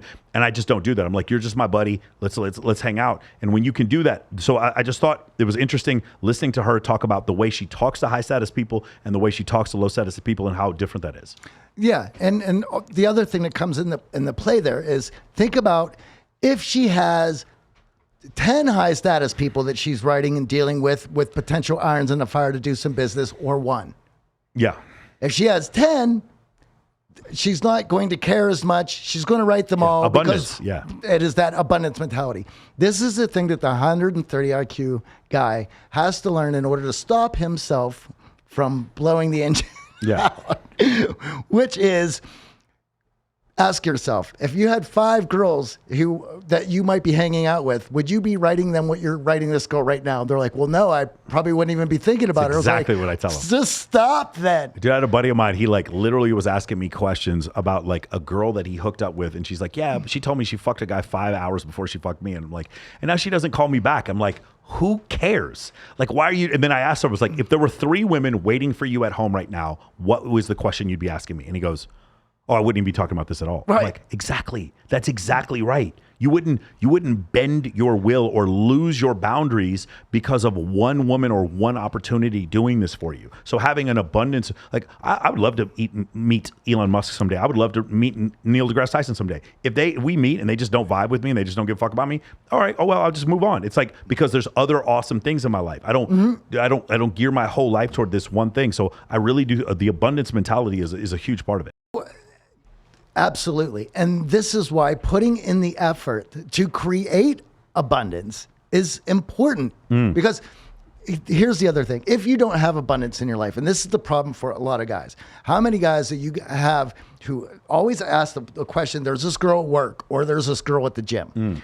The reason that you're thinking about that girl at work or the girl at the gym when both of them, and if any one of your buddies would ask you, you'd be like, well, you probably shouldn't shit what you eat. Then why are you thinking about it? The reason is because you have no other options in your life. Yes. If you put a guy in prison and he's not, all of a sudden his cellmate's starting to look pretty good after 6 months. It's like, guys, you are programmed to procreate. Your brain is going to do what it needs to do to get off. If you don't have any options in your life, the slow girl who works who's the fry cook is going to start to look pretty good. That's exactly. When we would deploy, we'd go out for 6 months to the Middle East, and there was this one intel officer, this girl, and I remember meeting. She would come do intel briefs, and she was kind of funny. And I just remember thinking, like, why is this girl in the military? She's the most stunning woman I've ever seen in my entire life. She's so charming and beautiful. This is such a waste for her to be in the military. Go back home. We happen to both be at the same base. I was at Robbins when I deployed, and then I PCS'd over to McConnell where she was, and I bumped into this intelligence officer, and I'm like, this girl's a 4. Like, what the fuck was I thinking? But I was deployed for 6 months. By the way, the beer goggles study is a legitimate study that Dr. David Buss looks, where he talks about long-term and short-term mating goals for men and women. For women, long-term goals for men, mating options, they look for X amount of intelligence, X amount of height, X amount of income. And when it's short-term, they actually look for better-looking men. Like a lot of times, if they're going to cheat with the fucking male stripper. sharper. Yep. When men were looking for long-term options, they look for very similar high levels of intelligence, high levels of empathy, high levels of physical attractiveness. When it came to short-term mating, it was fucking swamp creatures. They didn't give a fuck. Swamp creatures with a fucking IQ of 40. They didn't. Dr. Buss's not mine. Dr. Buss's words, not mine. Embarrassingly low levels of standards when it came to short-term mating Didn't prospects. Jeffrey Miller get in a bunch of trouble for the beer gargle? I don't know. I'd have to go back and look at that. But Yeah. here's one thing I do want to ask you about, and this kind of has to do with Jeffrey Miller. It's perfect segue. Your idea of what monogamy means now and the possibility of it, say, from the last 20, I mean, you're 49 years old. Yeah. From the time, let's just say you're 21 to now, have you seen, is it harder? Is it possible now, considering how things have changed so much? You know, my answer would be different if COVID didn't happen. Yeah. I changed the way I view the whole world after COVID. Up until COVID, I was an atheist, and I grew up. I went to Catholic school, grew up in a Catholic family, all of that stuff, but it just didn't work for me as a young adult going out in the world and getting into evolutionary psychology and just science. And I got to a place where if there wasn't science, I don't want to hear about it. And I did not think at that time that religion fit in that equation. Yeah. After COVID, what I saw in Hollywood that made me leave was enough evil. And it wasn't just located or in Hollywood. It was the thing, it's the totality of it all. Using the science for evil. Right. For nefarious reasons. So I got to the conclusion if there is pure evil, then there is things that are pure good. And let's just say, philosophically speaking, there is a place for religion as it builds between good and evil. Sure. Right. So I'll use that as a platform to then say, and so because of that, I have to come back to what is, in religious terms, in Catholicism, what is monogamy and what is its purpose and its purpose for the tribe to raise children as a person, as a family, as a tribe, as a society, as a civilization. Each one of those are built upon each other, and the family unit is the singular to that, and everything's built from that. So with that, I will say, yes, there is a place for monogamy. It's not only is there a place for it, it is necessary. And I come back to wanting, and I could see myself in a platonic or in a monogamous relationship, marriage, kids, and the family. Up until COVID, I wasn't having any of that.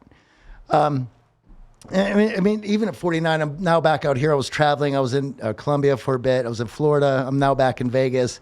I'm dating. I'm out. I'm having fun. But I do want to be in as I'm getting older, I do want to be in a relationship that challenges me mentally, physically, and emotionally, that I think will hold and make that relationship that much special. Now, up until that point, I did not nurture nor give the women in my life a chance to challenge me in that area. I've been there. Yeah. Yeah. And because of that, I didn't see them as an equal to my woman to my man in a monogamous relationship. I saw red flags as green flags because I was just in it for fun. Absolutely. Yeah. So I hope, does that answer your question? It does. That definitely. Now, from a scientific perspective, the reason why I bring that up is sometimes we'll have girls that come on here and be like, monogamy, 100%, that's all I want. And I was Sure. like, you understand the species you belong to, it's just periods of monogamy interspersed in a lifetime of polygamy. Yeah. Or polyandry, whatever. And polyamory, sorry. Yeah. And additionally, with that is that there's 5,000 species of mammals and 3% of them pair bond. The rest of them just sort of put two cats together, put two dogs together, put two bonobos together. Bonobos can both be male, by the way. They will fuck anything that's in front of them. That's the way mammals mostly work. And they don't like to hear that because they're like, no, the swan and the penguin with the rock. And I'm like, no, that same male penguin goes and fucks another woman the next year. Like, that's the way it works. The reason why I bring that up is because a big proponent of polyamory is Jeffrey Wilson. I don't know if you've seen it. It's on his Twitter. And I living out here in Vegas and looking at anecdotally what I've seen work and not work, I have not seen polyamory work for heterosexual men. I have seen polygyny work for heterosexual men. I've seen couples last, meaning multiple women in one man, meaning that the couple is together with a woman. When I see polyamory, I see a woman who's just like lost whatever value she gave in his penis is sort of, I'm done with it. And so let's go off and continue to be professors, and I'm going to have sex with this person. Polygamy pretty much a more natural state of things?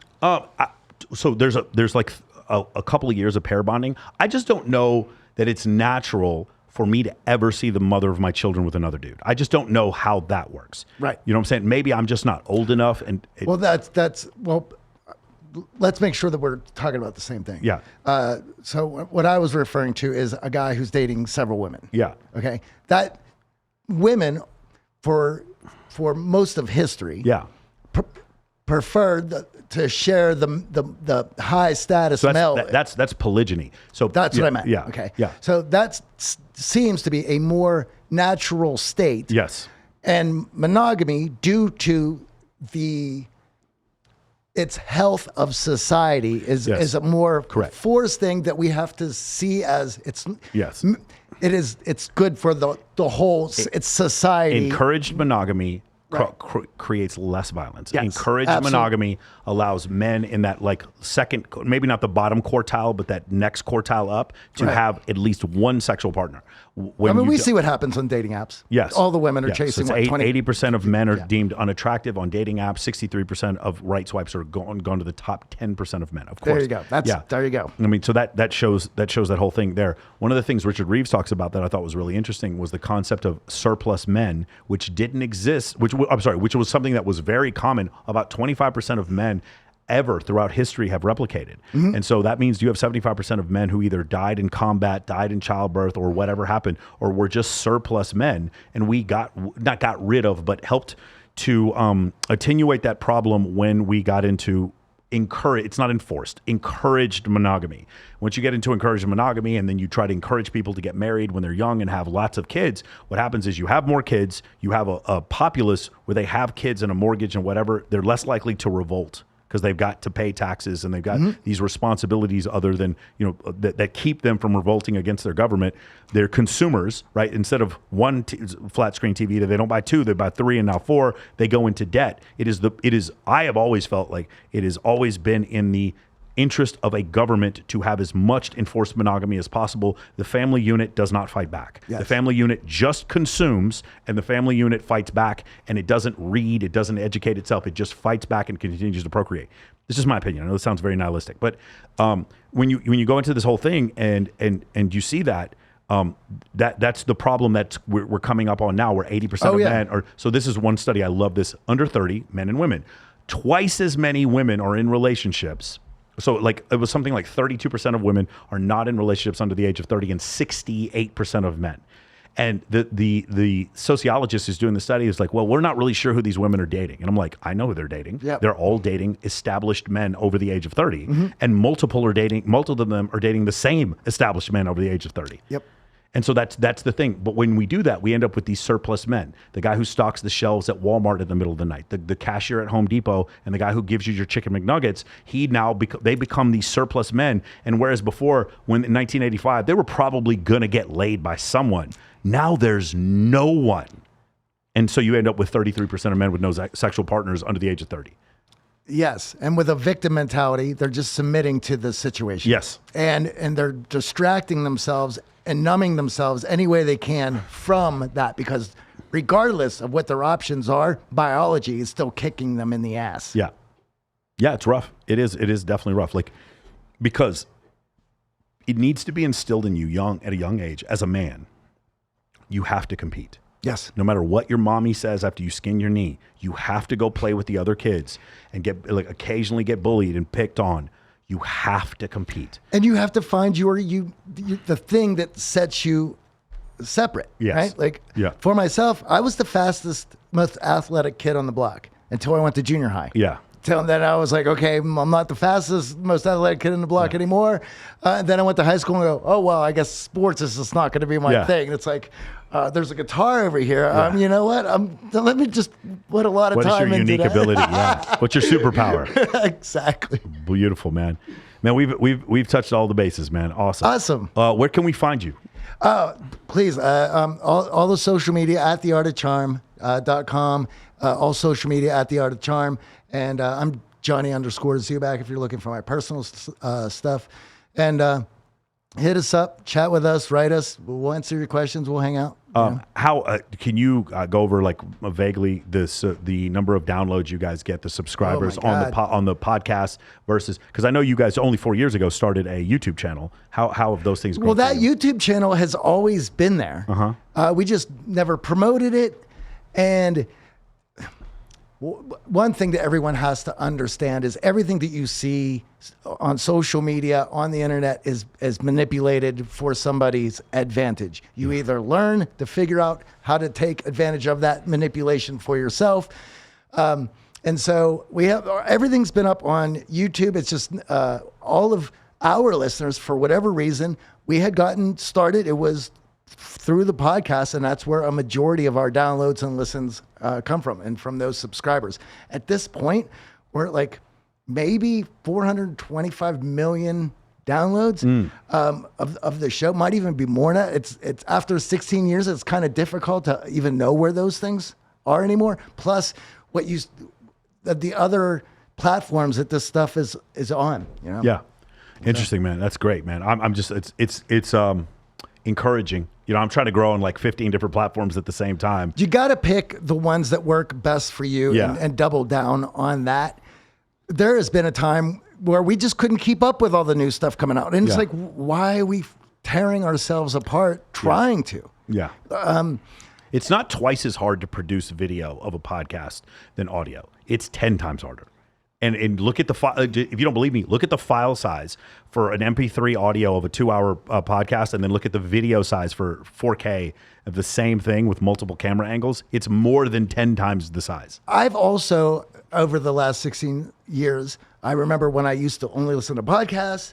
I remember when I only used to surf on YouTube. Now, most of the time, I'm on Odyssey, just because everyone that I like that has great ideas has been banned from YouTube. Yeah. So it's like, we're just going to follow. Shout out to Rumble. Shout out to Rumble. Odyssey, all those great platforms that will put up with.